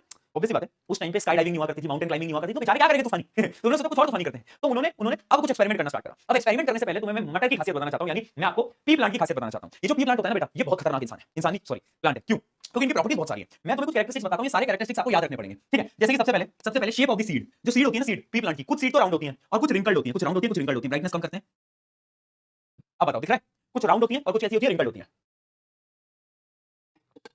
ठीक है। हाँ, अब यहां पर मैंने ये भी लिखा है कि कौन सा डोमिनेंट ट्रेट है और कौन सा रिसेसिव ट्रेट है, ठीक है। ये सब भी मैंने यहां पर लिख दिया है। जैसे आप देख सकते हो कि सीड्स अगर राउंड होंगी तो वो डोमिनेंट है, हाँ, और अगर रिंकल्ड होंगी तो वो रिसेसिव ट्रेट है, ठीक है। डोमिनेंट रिसेसिव कल बता चुका हूं। उसके अलावा कलर ऑफ द सीड, यानी सीड का जो रंग है वो या तो येलो होगा या तो ग्रीन होगा। अब येलो जो है वो तो है डोमिनेंट ट्रेट और ग्रीन जो है वो है रिसेसिव ट्रेट, ठीक है। अब तुमने देखा होगा पी प्लांट में वो जो आते हैं ना, उसमें एक पॉड होता है, पॉड यानी छिलका, है ना। छिलके भी दो कलर होते हैं, एक होता है ग्रीन, एक होता है येलो। तो ग्रीन जो है वो डोमिनेंट है और येलो जो है वो रिसेसिव है, ठीक है जी। उसके अलावा जो पॉड की जो शेप होती है, छिलके की जो शेप होती है वो भी अलग होती है। जैसे एक होती है फुल शेप और एक होती है फ्लैट एंड कंस्ट्रिक्टेड, यानी ऐसे टेढ़ा मेढ़ा। जैसे इस इमेज में आपको दिख रहा होगा, थोड़ा जूम करूं, ऐसा ये दिख रहा है, ऐसा ऐसा, है ना। तो ये तो होता है रिसेसिव और ये होता है डोमिनेंट, ठीक है। उसके अलावा प्लांट की हाइट भी दो होती है, एक होता है टॉल, एक होता है शॉर्ट। तो जो टॉल होते हैं वो क्या होते हैं डोमिनेंट और शॉर्ट जो होते हैं वो होते हैं रिसेसिव। उसके अलावा पोजीशन ऑफ फ्लावर, पहले देखो कलर ऑफ फ्लावर क्या है। तो फ्लावर का जो रंग होता है वो पर्पल भी होता है, वाइट भी होता है, पर जो पर्पल है, ये जो तुम पर्पल देख पा रहे हो, it is dominant and it is recessive, ठीक है जी। अगर मैं बात करूं फ्लावर की पोजीशन कहां है, तो दो पोजीशन होती है। एक तो होती है एट द लीफ जंक्शन, यानी जहां पर पत्तियां खत्म हो रही हैं वहां पर फ्लावर आ जाता है। उसके अलावा होता है at the tip of branch, यानी ब्रांच के टिप पे, है ना। ये उतना इंपॉर्टेंट नहीं है, ये वाला लास्ट वाला है ना, बट आपको फिर भी क्योंकि एनसीईआरटी के अंदर टेबल है तो मैं बता रहा हूं, ठीक है। तो अगर वो लीफ पे है, लीफ जंक्शन पे फ्लावर, तो डोमिनेंट है, डोमिनेंट ट्रेट है। और अगर वो ब्रांचेस के एंड पे है तो कैसी है, बोलो बेटा कैसी है, रिसेसिव। क्लियर, बताओ जल्दी बोलते चलेंगे, जल्दी बताओ। एक बच्चा पूछा रिसेसिव का मतलब, अरे मूर्ख बालक, रिसेसिव रिसेसिव रिसेसिव डोमिनेंट का उल्टा, जो कम ताकतवर है, क्योंकि अपनी शक्तियां नहीं दिखा सकता, उसको रिसेसिव बोलते हैं ना यार। याद है, याद है, याद है, ठीक है, बहुत बढ़िया। तो ये पूरी की पूरी टेबल आपको याद रखनी है। अब इसमें से सबसे इंपॉर्टेंट क्या है, तुम बोले भैया हमसे इतना सारा याद नहीं होगा, हमें कुछ ऐसा बता दो जो कि सबसे इंपॉर्टेंट है। तो सबसे इंपॉर्टेंट एक तो ये है टॉल और शॉर्ट, ठीक है। पर्पल और व्हाइट, पर्पल डोमिनेंट होता है, व्हाइट रिसेसिव होता है। उसके अलावा colour of the seed yellow green and shape of the seed round wrinkled. ये चार याद कर लेना बेटा, अगर 7 याद नहीं कर सकते तो ये चार याद कर लेना, ठीक है। ये चार तो याद कर लोगे, वादा रहा, वचन रहा, प्रॉमिस रही, कर लोगे, ठीक है, ठीक है जी, बहुत बढ़िया, बहुत बढ़िया। चलो आगे बढ़ते हैं, है ना। अब ये कुछ डेफिनेशन है, इससे पहले हम ये समझते हैं, कहां गया यार, अरे हाँ ये रहा, कि why did Mendel choose P plant. ये जो पी है ना, सिर्फ इसी को भी चुना। अरे मेंडल भैया जो थे वो चाहते, अगर वो चाहते तो टमाटर के साथ भी एक्सपेरिमेंट कर सकते थे, बट मेंडल भैया को देखो उन्होंने पी प्लांट चुना। क्यों, क्यों, why why why why why, क्योंकि पी प्लांट की ना बहुत सारी, क्या उड़ रहा है मेंडल, तो पी प्लांट की ना बहुत सारी क्या है, खूबियां हैं। चलो देखते हैं, है ना, पी प्लांट में क्या खास है, आओ आओ देखते हैं। पहला point, it is an annual plant and has a short life cycle, so many generation can be studied in short time. देखो सबसे पहला पॉइंट ना, अब भैया देखो मेंडल भैया ज्यादा 100 साल जिंदा रह लेंगे, 80 साल जिंदा रह लेंगे, हां कि ना यार, हां कि ना बोलो यार, हां कि ना। जियान, जियान ये कहां से आ गया, क्या बोला, आलू मटर की सब्जी दोबारा नहीं खाएगा भाई मुझे तो, मैं तो वो सोच रहा हूं मेंडल के घर पे हर रोज मटर की सब्जी बनती होगी। अब इतने मटर इंसान उगा लेगा तो क्या करेगा है ना। मेंडल की मम्मी मटर की सब्जी बनाती होगी बस, के लिए आलू मटर, पनीर मटर, मटर मटर मटर मटर मटर मटर का मटर सारी मटर की सब्जी बनाती होगी ना उसकी मम्मी। हाँ, तो देखो सबसे पहली चीज क्या है, मेंडल भैया या तो 80 साल या 100 साल जिएंगे, तो उन्हें इतने से लाइफ स्पैन के अंदर बहुत सारे एक्सपेरिमेंट करने हैं। तो उन्हें एक ऐसा पौधा देखना था जो कि जल्दी बड़ा होता हो और जल्दी सीड्स को देता हो, ताकि वो नए पौधों को उगा पाए। तो सबसे पहला पॉइंट क्या था, it is an annual plant and has short life cycle, यानी वो जल्दी बड़ा होता है, जल्दी मरता है। तो जो लाइफ साइकिल है उसकी वो बहुत छोटी है, लाइफ साइकिल है वो बहुत छोटी है, ठीक है। अगला, it has well defined and easily observable contrasting traits, यानी अगर आपने ध्यान दिया हो उसके अंदर जो ट्रेट्स हैं वो कई प्रकार के हैं और अलग अलग हैं। कंट्रास्टिंग ट्रेट्स यानी अलग अलग ट्रेट्स, है ना, अलग अलग ट्रेट्स, इस वजह से उन्होंने पी प्लांट को चूज करा। अगला, it can undergo self pollination as well as cross pollination. अब देखो इसकी सबसे अच्छी खूबी है, तुम्हें याद हो सेल्फ पॉलिनेशन, खुद का ही पॉलन ग्रेन खुद में ही डाल लिया, क्रॉस पॉलिनेशन इसका पॉलन ग्रेन दूसरे में डाल दिया, ये दोनों करता है, सेल्फ भी करता है क्रॉस भी करता है। ठीक है जी, बहुत बढ़िया। तो ये भी बड़ा मस्त इंपॉर्टेंट पॉइंट है इसका। Point number 4, it produces large number of offspring giving reliable statistically results, यानी वो बहुत सारे ऑफस्प्रिंग्स को प्रोड्यूस करता है, यानी वो बहुत सारे सीड्स को जनरेट करता है, वो भी अच्छा है हमारे लिए। And last point, there are 7 pair of contrasting characteristics in pea plant that Mendel could study clearly, यानी एक नहीं, दो नहीं, तीन नहीं, 7 कैरेक्टरिस्टिक्स हैं जो कि मेंडल स्टडी कर सकता था। ठीक है, तो ये 5 पॉइंट है और ये 5 पॉइंट के ऊपर ट्रिपल स्टार लगा लो, क्योंकि ये सवाल हर बार पूछा गया है कि why did Mendel choose Pisum sativum. Pisum sativum अरे पी प्लांट यार, तो मेंडल भैया ने सिर्फ और सिर्फ पाइसम सटाइम यानी पी प्लांट को क्यों चूज करा, that is the question and इसके 5 पॉइंट आंसर है। क्या समझ आया, जल्दी बता दो चैट में फटाफट, जल्दी बोलना बेटा। यार तुमने एक चीज नोट करी, अभी क्या है, जैसे मेरी तबीयत खराब हुई है तो मेरी मम्मी ने मेरे को गर्म पानी भर के दे दिया है। ठीक है, अब मैं गर्म पानी पिए जा रहा हूं, पर प्यास ही नहीं मिट रही, प्यास ही लगी जा रही है। गर्म पानी ना कभी प्यास नहीं मिटा पाता, ठंडा पानी जब आता है ना गले में, सुकून तो वही है जो ठंडा ठंडा पानी लगता है गले के अंदर है। बहुत बहुत बार हुआ है मेरे साथ ऐसा। चलो ठीक है, आगे चैट में, बहुत सही। अब देखते हैं मेंडल भैया ने, ठीक है मेंडल भैया ने एक्सपेरिमेंट करे, मैंने मेंडल भैया ने पी प्लांट क्यों चूज करा वो मुझे पता चल गया। अब मेंडल भैया ने एक्सपेरिमेंट कौन कौन से करे, तो बेसिकली उन्होंने 2 एक्सपेरिमेंट करे थे, एक था मोनो हाइब्रिड क्रॉस और एक था डाई हाइब्रिड क्रॉस। अब इन दोनों को पढ़ने से पहले आपको कुछ टर्म्स पढ़नी पड़ेंगी। आ जाओ भैया, कितनी टर्म्स हैं यार यहाँ पर, मैं अभी बताता चलूंगा। पहली टर्म कहां है, पहली टर्म है F1 and F2 generation. F1 and F2 generation, ये क्या होता है? F1 जनरेशन का मतलब है पहली जनरेशन और F2 जनरेशन का मतलब है दूसरी जनरेशन। फॉर एग्जांपल मैं आपको जस्ट एक एग्जांपल देता हूं, मान लो एक प्लांट है, ठीक है, ये एक प्लांट है ना। अब ये क्या करेगा, खुद के साथ ही सेल्फ पॉलिनेशन करेगा। क्या करेगा, सेल्फ पॉलिनेशन करेगा, करेगा या नहीं करेगा, ठीक है ना, सेल्फ पॉलिनेट करेगा और एक नया प्लांट बना लेगा। क्या करेगा बेटा, एक नया प्लांट बना लेगा। या फिर छोड़ो, मैं दूसरे एग्जांपल से समझाता हूं, ऐसे समझो, ऐसे समझो, ये एक प्लांट था, प्लांट 1, और इसने दूसरे प्लांट के साथ रिप्रोडक्शन कर लिया क्रॉस पॉलिनेशन की मदद से, तो इन दोनों का एक बेबी आएगा, यानी सीड आएगी, जिसको हम बोलेंगे प्लांट 3। हाँ है ना, ठीक है। अब ये जो प्लांट 3 है ये कहलाएगा F1 जनरेशन, यानी ये है पहली जनरेशन। क्या कहलाएगा ये कहलाएगा बेटा पहली जनरेशन, यानी F1 जनरेशन। बहुत बढ़िया, क्या बात समझ में? F1 जनरेशन क्या होता है जल्दी बताओ, है ना, ठीक है। अब F2 जनरेशन क्या होती है, ये जो प्लांट 3 है ना बेटा, ये जो प्लांट 3 तुम देख पा रहे हो, ये प्लांट 3 खुद ही के साथ सेल्फ पॉलिनेट कर लेगा, खुद के साथ रिप्रोडक्शन कर लेगा एक तरीके से, ठीक है। हाँ, तो ये F3 क्या करेगा, खुद ही के साथ सेल्फ पॉलिनेट कर लेगा और क्या बना लेगा, अब एक नई जनरेशन बनाएगा F4, और इसको हम बोलते हैं क्या, इसको बोलते हैं F2 जनरेशन, है ना, F2 जनरेशन, ठीक है। ये F3 लिख दिया, प्लांट 3 है, प्लांट 4 बनाएगा और ये कहलाएगा F2 जनरेशन। बहुत बढ़िया, क्या बात समझ में आई? F1 जनरेशन और F2 जनरेशन क्या होती है, जल्दी बताओ, जल्दी बताओ। ये नहीं हुआ क्या, मैं आपको इन शॉर्ट बता देता हूं। F1 जनरेशन कैसे है, 2 अलग-अलग प्लांट से क्रॉस पॉलिनेट करा, एक बेबी आ गया, उसको हम बोल रहे हैं पहली जनरेशन। अब उस बेबी ने खुद के साथ रिप्रोडक्शन कर लिया, यानी सेल्फ पॉलिनेशन कर लिया, और एक नई जनरेशन बना दी जिसको हम बोलते हैं F2 जनरेशन। तो F1 होती है पहली जनरेशन, F2 होती है दूसरी जनरेशन। ठीक है जी भैया, अब हमको ये समझ आ गया, क्लियर हो गया, एकदम क्लियर हो गया, क्लियर, मजा ही आ गया, मेरे को बहुत सही है। अब आते हैं आगे, अब देखते हैं कि मेंडल भैया ने क्या एक्सपेरिमेंट करे। पहले मेंडल भैया को थोड़ा चुल समझते, चुल ऐसा दिल्ली का बड़ा चुल यानी गुदगुदी होना कि भाई कुछ तो करना है जीवन में, कुछ करना है ना। तो मेंडल भैया ने क्या करा, मेंडल भैया ने बोला कि मैं करूंगा मोनो हाइब्रिड क्रॉस। मोनो नहीं है बेटा, मोनो तुम्हारे घर का नाम, मोनो नहीं, मोनो, ठीक है। मोनो का मतलब क्या होता है, फिर मैं तुम्हें रोज करूंगा, क्योंकि इसका नाम होता है सिंगल, जो कि तुम भी हो बेटा, कोई बात नहीं। मोनो हाइब्रिड यानी सिंगल। तो इन्होंने क्या करा, मेंडल भैया ने पहले एक सिंगल कैरेक्टरिस्टिक्स पे स्टडी करी, एक कैरेक्टरिस्टिक्स। कितने कैरेक्टरिस्टिक्स है बी प्लांट के? 7, उसमें से कोई भी एक उठा लो। मेंडल भैया ने एक कैरेक्टरिस्टिक उठाया जो कि है कुछ प्लांट टॉल होते हैं और कुछ शॉर्ट यानी डॉर्फ होते हैं, ठीक है, उन्होंने वो कैरेक्टरिस्टिक्स उठाया, ठीक है। बाकी कैरेक्टर को भूल जाओ, उन्होंने एक कैरेक्टर पे स्टडी करोगे तो हमसे बोलेंगे मोनो हाइब्रिड क्रॉस, ठीक है। The cross between two type of plant of same species considering only the transmission of one character, यानी एक कैरेक्टर की स्टडी हम उस पे कर रहे हैं, उसको हम क्या बोल रहे हैं, मोनो हाइब्रिड क्रॉस। ठीक है जी, ठीक है जी, ठीक, बहुत बढ़िया, डन, ठीक है। तो इतना हमें समझ आ गया कि मोनो हाइब्रिड क्रॉस हम सिर्फ एक सिंगल कैरेक्टर के ऊपर स्टडी करते हैं। अब मेंडल भैया ने क्या करा, मैं टेबल की मदद से आपको समझाने की कोशिश करता हूं। मेंडल भैया ने 2 प्योर प्लांट लिए। तुम बोले भैया प्लांट प्योर ही होते हैं, इम्प्योर कौन से प्लांट होते हैं? यार प्योर प्लांट यानी, थोड़ा सा लिंक करता हूं कल की क्लास से, होमोजाइगस प्लांट। होमोजाइगस क्या होते थे? हां, याद आ गया, होमोजाइगस, ठीक है। एक तो लिया प्योर टॉल ट्री, ये क्या प्योर, एक तो राइटिंग मेरी इतनी माशाल्लाह आ जाती है ना कभी-कभार कि मैं ही नहीं पढ़ पाता, प्योर टॉल, और एक लिया प्योर शॉर्ट, ये क्या बेटा, छोटा टी यानी, अरे बोल दे भाई, प्योर ड्वार्फ यानी शॉर्ट, ठीक है। अब उसने क्या करा, मेंडल भाई साहब जी ने क्या करा, मेंडल जी ने इन दोनों को क्रॉस कराया, यानी दोनों का रिप्रोडक्शन कराया। क्या कराया बेटा, इन दोनों का रिप्रोडक्शन कराया। तो जब इन दोनों का रिप्रोडक्शन होता है ना, तो पता है रिप्रोडक्शन में होता क्या है, इसके पास 2 अलील है, इसके पास 2 अलील है ना, दोनों के पास मतलब अलील है ना, 2 अलील है। अब तुम्हें अगर याद हो, जब गैमीट फॉर्मेशन होता है, गैमीट फॉर्मेशन यानी सेक्स सेल जब बनते हैं, तो सिंगल क्रोमोसोम आता है, याद आया, सिंगल आता है भैया, यानी इन दोनों में से एक आएगा और इन दोनों में से भी एक ही आएगा। हाँ कि ना बेटा, हाँ कि ना। तो ये दोनों सेम ही है। तो इसने बोला ठीक है भाई, मैं अपने टी को भेज रहा हूं, इसने बोला मैं अपने छोटे टी को भेज रहा हूं, ठीक है जी, और इन दोनों को मल्टीप्लाई कर दो तो फाइनली बनेगा बड़ा टी और छोटा टी, बड़ा टी और छोटा टी। बहुत बढ़िया, क्या लिख रहे हो, क्या हो गया, हाँ, बड़ा टी छोटा टी, ठीक है जी। समझ आया हुआ क्या, जब भी रिप्रोडक्शन होता है, गैमेट फॉर्मेशन होता है, तो अपने एक बंदों को भेजा जाता है, जैसे वो पोकेमोन होता है, पोकेमोन अब पिकाचू तुम जाकर लड़ो, है ना, ऐसे वो लड़ाई के लिए, लड़ाई है रिप्रोडक्शन, उसमें एक को भेजते हैं। मैंने कहा ठीक है, बड़ा टी छोटा टी। अब मुझे बताओ, ये जो प्लांट बनेगा, क्या मैं इसको F1 जनरेशन बोल सकता हूं? यस और नो, बिल्कुल बोल सकते हो। ये प्लांट टॉल होगा या शॉर्ट होगा? बोल भाई, टॉल होगा यार, ऑब्वियस बात है। क्यों? क्योंकि यहाँ पर बड़ा टी है, देख ये है बड़ा टी और ये है डोमिनेंट ट्रेट। तो डोमिनेंट ट्रेट जो है वो अपनी प्रॉपर्टीज को दिखाता है। जब भी डोमिनेंट वाला रिसेसिव के साथ होता है ना, तो डोमिनेंट वाला रिसेसिव को लात मार के बाहर भगाता है और कहता है भैया हुकुम तो हमारा ही चलेगा, इस मोहल्ले में दबदबा है हमारा, ठीक है जी। तो ये क्या बनेगा, टॉल बन जाएगा, टॉल कैसा बनेगा, टॉल, बहुत बढ़िया, है ना, टॉल बनेगा। डॉल वाला अपना कैरेक्टर दिखा पाएगा, नहीं दिखा पाएगा, ठीक है जी, समझ आ गया। ये F1 जनरेशन थी। अब F2 जनरेशन में क्या करा इन्होंने, इसी प्लांट को जो बनाया, इसी प्लांट को क्या कराते हैं, सेल्फ पॉलिनेट कराते हैं। क्या कराते हैं बेटा, सेल्फ पॉलिनेट। समझाता हूं मैं क्या करता हूं, इसी प्लांट को लेता हूं और इसको मैं सेल्फ पॉलिनेट कराता हूं, यानी इसी से ही मैं इसको मल्टीप्लाई करता हूं। अब यहां पर आपको बेसिक मल्टीप्लिकेशन करना रहेगा। कैसे करेंगे, पहले आपको इस बड़े वाले टी को इससे मल्टीप्लाई करोगे, फिर इसको इससे मल्टीप्लाई करोगे। अब मैं ऐसा क्यों कर रहा हूं, लॉजिक समझना। मैंने अभी बोला जब भी गैमेट फॉर्मेशन होता है तो एक बंदा आता है, दोनों नहीं आ सकते।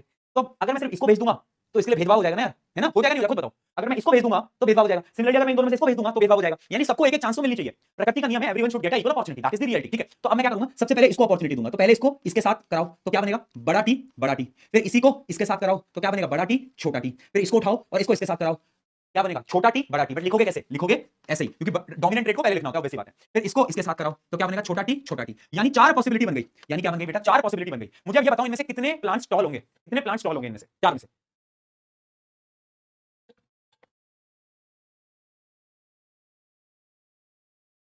बोलो। तीन, बहुत बढ़िया, तीन होंगे, ऑब्वियसली बात है, क्यों होंगे तीन, ये देखो बड़ा टी यानी ये tall, dominant trait tall, dominant trait tall, पर यहां पर दोनों छोटे हैं बेचारे, ये दोनों छोटे हैं, तो ये क्या होगा, स्मॉल।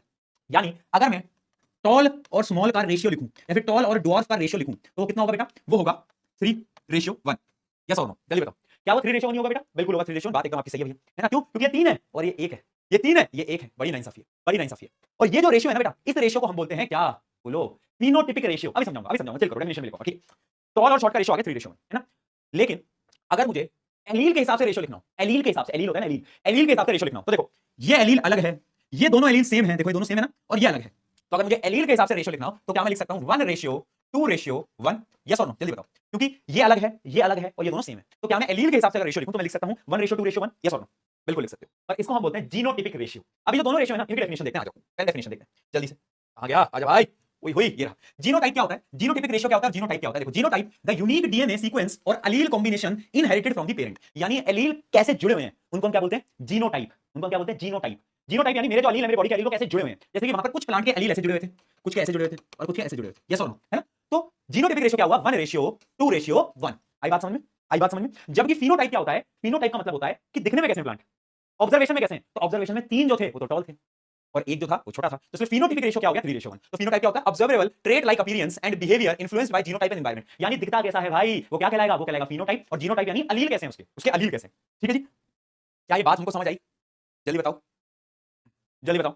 जैसे मान लो तीन प्लांट है, तीन प्लांट है, ठीक है, जिसमें कि एक का ये आप देख सकते हो अलील है बीबी, एक का है बड़ा भी छोटा भी और एक का है छोटा भी छोटा भी। तो सबसे पहले बताओ इनका इनका फिनोटाइपिक रेशियो क्या होगा, फिनोटाइपिक, जीनोटाइपिक नहीं फिनोटाइपिक, बताओ पहले इनका फिनोटाइपिक रेशियो क्या होगा। ऑब्वियसली बात है भैया, दो पर्पल है एक व्हाइट है तो रेशियो होगा 2:1। दिखते कैसे हैं, दिखते कैसे हैं, दो पर्पल दिखते हैं एक व्हाइट दिखता है, 2:1। हाँ जी, अरे हाँ जी, बहुत बढ़िया। लेकिन अगर मैं बात करूं जीनोटाइपिक रेशियो तो देखो तीनों अलग अलग हैं, बड़ा भी छोटा भी, बीबी बीबी बिग बॉस, है ना, बीबी के लाइंस। तो ये क्या आएगा, 1:1, बहुत सही, 1:1 सही। तो जीनोटाइपिक रेशियो आ गया 1:1 और फिनोटाइपिक रेशियो आ गया 2:1, ठीक है। तो ये किया था मेंडल जी ने, किसने किया था बेटा, ये किया था मेंडल जी ने। तो मेरे पेज कहां गया भैया, ये रहा पेज, ये आप देख सकते हो। तो अब तुम्हें याद रखना है F1 जनरेशन में तो सारे ट्री टॉल थे, F1 जनरेशन में सारे ट्री टॉल थे, लेकिन F2 जनरेशन में गद्दारी हो गई भैया। कैसे हुई गद्दारी, देखो F2 जनरेशन में क्या हुआ, चार अलग अलग प्रकार के पौधे बने जिसमें तीन टॉल तो एक शॉर्ट। तो ये कहलाएगा हमारा फिनोटाइपिक रेशियो और ये कहलाएगा मेरा genotypic ratio. Directly question paper के अंदर बहुत बार पूछा गया है। In monohybrid cross, question भी बता रहा हूं सुन लो, in monohybrid cross in F2 generation what is the genotypic and phenotypic ratio. Genotypic 1:2:1, phenotypic 3:1। बात खत्म, बात खत्म, ठीक है। अब यहां पर थोड़ा सा क्वेश्चन को और कॉम्प्लिकेट करते हैं अपन, और क्वेश्चन को कॉम्प्लिकेट करके अगर ये पूछा जाए क्वेश्चन के अंदर, find find find pure find pure tall to pure short genotypic ratio. क्या बोला, find pure tall to pure short genotypic ratio. यानी F2 जनरेशन में तुम्हें देखना है प्योर टॉल और प्योर शॉर्ट कितने हैं। तो प्योर टॉल क्या होता है, जिनके जीनो में क्या होता है, जिनके जीनोटाइपिक रेशियो कैसा होता है, मतलब जिनके एलील कैसे आते हैं, दोनों सेम एलील होने चाहिए, तो वो एक है और शॉर्ट वाला भी एक है, तो रेशियो क्या आएगा, 1:1, है ना। इसके क्वेश्चन करा भी दूंगा बेटा, टेंशन मत लो, बस मैं आपको बता रहा हूं, ठीक है।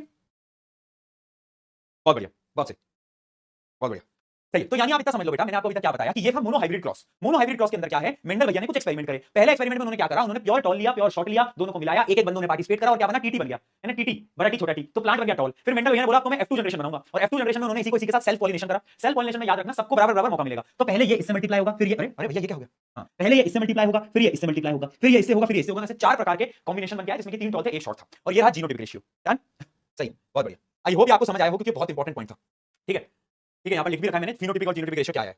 चलो कुछ क्वेश्चन देखते हैं बेटा, इसके कुछ क्वेश्चन देखते हैं, कोई बढ़िया सा सवाल लगाते हैं। ये बताओ, when a pure tall pea plant is crossed with pure dwarf pea plant, the percentage of the tall pea plant in F1 and F2 generation pea plant will be। देखो क्या बोला है, प्योर टॉल प्योर डॉर्फ दोनों का जब करवाओगे तो F1 generation में तो ये है F1, और साथ तुम्हें पता चल रहा है F1 जनरेशन में सारे के सारे प्लांट टॉल बनेंगे, सारे के सारे प्लांट टॉल बनेंगे। तो F1 जनरेशन में तो 100% टॉल प्लांट होंगे, बट F2 में क्या रेशियो था, F2 में रेशियो था 3:1। 3:1 का ये मतलब होता है कि 75% बनेंगे कौन से, अरे बोलो टॉल, और 25% बनेंगे कौन से, शॉर्ट प्लांट्स, ठीक है, शॉर्ट प्लांट्स। तो आंसर आएगा सी 100% / 75%। और बढ़िया, सी, जिन्होंने सी आंसर दिया यू आर करेक्ट। अगला क्वेश्चन देख, a cross made between two P plant produces 50% of tall and 50% of short P plant, the gene combination of the parent P plant must be. अब क्या बताया गया है हमें कि जो क्रॉस हुआ है दो पी प्लांट के बीच में, जिससे कि बराबर 50% टॉल बने और 50% शॉर्ट बने, तो इनमें से कौन से पेरेंट हो सकते हैं? तो सबको ट्राई कर लेते हैं, सबको ट्राई कर लेते हैं, ठीक है। पहले इसको ट्राई करो, जब आप इसको ट्राई करोगे तो क्या आएगा बेटा, बताओ क्या आएगा। सबको बराबर बराबर मौका देना होता है बेटा, याद रखना। पहले बड़े टी को बड़े टी से मल्टीप्लाई करो, ठीक है, बड़े टी को बड़े टी से, सबको बराबर बराबर मौका देना रहता है। फिर इसको इससे, है ना, तो ये बन जाएगा, ठीक है। और इसमें तो 3 टॉल बनेंगे, एक शॉर्ट बनेगा, जो कि गलत है, क्योंकि क्वेश्चन के हिसाब से बराबर बनने चाहिए टॉल और शॉर्ट प्लांट, ठीक है। इसको देखते हैं, बराबर बराबर मौका दोगे बेटा सबको, है ना, बड़ा टी बड़ा टी, बड़ा टी छोटा टी, उसके अलावा फिर बड़ा टी और फिर बड़ा टी छोटा टी, तो इसमें तो सारे ही टॉल बन जाएंगे, ऑल विल बी टॉल, सारे टॉल बनेंगे। फिर देखते हैं इसको, है ना, इसको करते हैं। ये आ जाएगा क्या, बड़ा टी छोटा टी, बड़ा टी छोटा टी, छोटा टी छोटा टी और फिर छोटा टी छोटा टी। अगर तुम इसमें देखोगे तो 2 टॉल बनेंगे और 2 ही शॉर्ट बनेंगे, यानी 50-50% रेशियो यहां पर आ गया। तो आपका जो करेक्ट आंसर होगा बेटा वो क्या होगा, सी होगा। तो ऐसे आप चेक कर सकते थे सारे के सारे ऑप्शंस को और इसको निकाल सकते थे, राइट। 2024 का क्वेश्चन पूछा गया, ऐसे बहुत सारे सवाल आ जाते हैं। क्लियर है, कोई दिक्कत, कोई समस्या, कोई दुविधा, कोई परेशानी? और देखते हैं, a tall P plant with round seeds, ये वाले को छोड़ो, अभी तुमने पढ़ा नहीं है राउंड सीड वाले, रुको और कोई बढ़िया सा सवाल मिल जाए तो मजा आ जाए। ये देखो, a pure tall pea plant is crossed with a pure dwarf pea plant. The plant obtained in F1 generation are then self-pollinated to produce F2 generation. What do the plant in F1 generation look like? तो वही same हो गया, F1 generation में सारे tall होंगे। और what is the ratio of the pure tall pea plant to the pure dwarf pea plant? Pure बोला है बेटा, pure का रेशियो हमेशा याद रखना। अरे भैया 3:1 नहीं होगा, pure का रेशियो होता है 1:1, तुम्हें याद हो तो। अब ये क्वेश्चन कराया था सेम, बताओ अभी कराया था नहीं कराया था? अरे F2 जनरेशन में बड़ा टी छोटा टी, बड़ा टी छोटा टी, ये प्योर नहीं है, इनको साइड हटा दो। बड़ा टी और छोटा टी, ये क्या है, प्योर। तो रेशियो होगा 1:1। याद आया? इसलिए बच्चों यहाँ पर 3:1 नहीं लिखना होता। चलो एक क्वेश्चन मैं तुम्हें बनाकर देता हूँ। मान लो देयर आर F2 जनरेशन के अंदर जो प्योर टॉल प्लांट्स हैं उनका नंबर हमें गिवन है 25। आपको बताने हैं ओवरऑल, ध्यान सुनना, ओवरऑल टॉल प्लांट्स कितने होंगे और शॉर्ट प्लांट कितने होंगे। ये आपको गिवन है कि जो प्योर टॉल प्लांट्स हैं F2 जनरेशन में वो 25 हैं। तो आप ये बताओ कि कितने प्योर शॉर्ट होंगे और टोटल टॉल प्लांट्स कितने होंगे। देखते हैं कौन निकालता है इसको।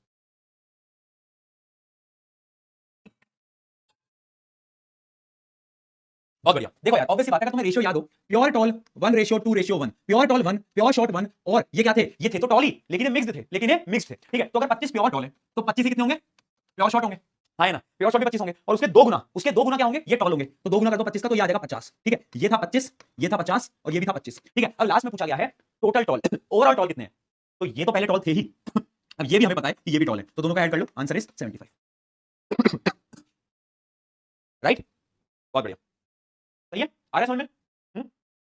ओके जी, चलो जी, आई होप आपको समझ आया हो, राइट। आ रहा है ना समझ, ऊपर से तो नहीं जा रहा तुम्हारे दिमाग के, कहीं भेजे के ऊपर से जा रहा हो। कुछ और क्वेश्चन देखें। Which of the following pair represents two contrasting traits studied by Mendel in pea plant? बताओ इनमें से कौन से ट्रेट हैं जो कि हम ऑलरेडी पढ़ चुके हैं, मतलब मेंडल भैया ने जो पढ़े होंगे।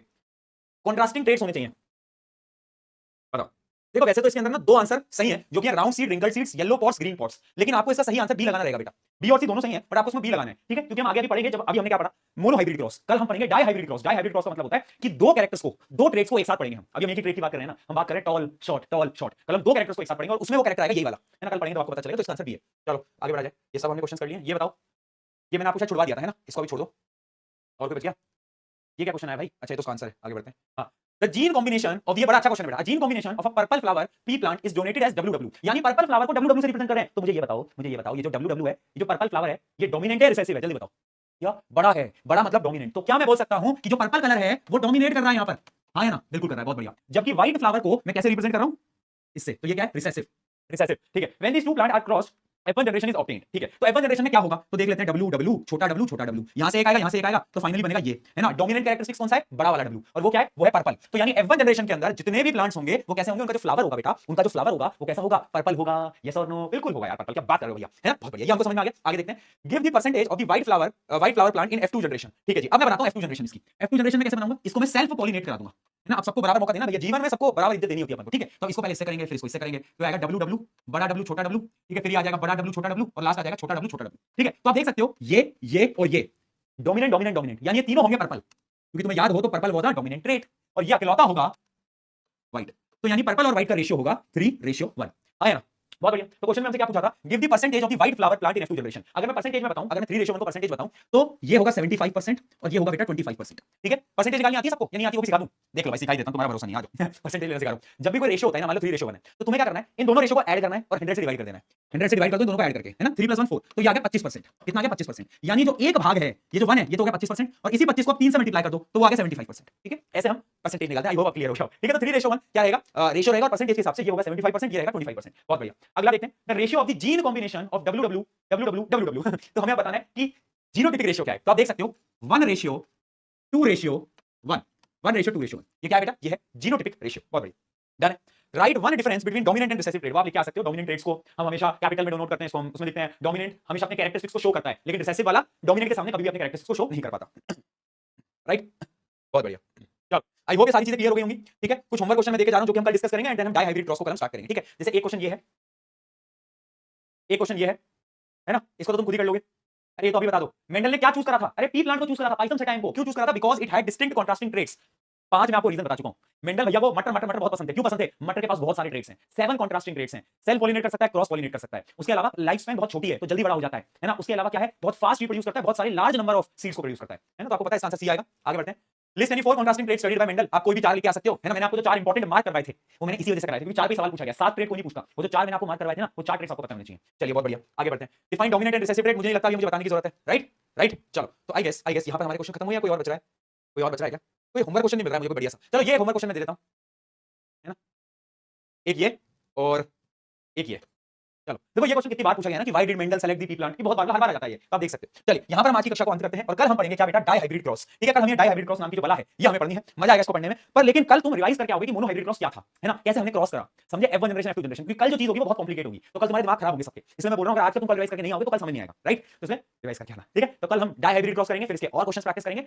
आई होप पूरा कर पाएंगे हम। फिर वो जो मैंने आपको शुरू में 3 लॉज बताए थे ना, जब मैं आपको दोनों एक्सपेरिमेंट करा दूंगा ना, उसके बाद मैं वो लॉज आपको पढ़ाऊंगा, फिर आप वो सारे लॉज को खुद समझ पाओगे। राइट, चलो मिले कल मिले। चलिए on this note love you all बहुत सारा प्यार। कल मिलते हैं, कल टाइम पे अपन मिलेंगे, 15 मिनट लेट नहीं करेंगे। मुझे आज बहुत लिटरली बहुत बुरा लग रहा है कि आज मैंने तुम्हारे 15 मिनट खराब कर दिया। और मुझे इतना बुरा किसलिए लग रहा है क्योंकि अब ना वो समय आ गया जब तुम्हारा वो 5-5 10-10 मिनट भी बहुत कीमती है। तो मैंने चाहता हूं किसी भी स्टूडेंट के वो 10-15 मिनट खराब करूं। ठीक है, इसलिए अपनी क्लास जो 5-15 पे स्टार्ट होती है उसको तभी स्टार्ट करेंगे। अब ज्यादा टाइम वेस्ट नहीं किया करेंगे, हम अफोर्ड नहीं कर सकते उतना टाइम वेस्ट करना। तुम अफोर्ड नहीं कर सकते, मैं तो कर सकता हूं, तुम नहीं कर सकते। पेपर आ गया मुझे वालों को, ठीक है, जाओ पढ़ लो। अच्छा, इसकी एसीपी अपलोड होगी और that is the last ACP. तो उस लास्ट एसीपी के अंदर एक प्यारा सा नोट तुम्हें मिलने वाला है पहले पन्ने के अंदर, उस नोट को जरूर पढ़ना, शायद कल एसीपी अपलोड हो जाएगी। ठीक है, लव यू ऑल बहुत सारा प्यार। मिलते हैं कल, टेक केयर, बाय बाय दोस्तों, बाय। कल बात करेंगे बेटा, आज स्टोरी वोरी छोड़ो, आज थोड़ा सा ठीक हो जाऊंगा, कल बात करेंगे। चलो बाय।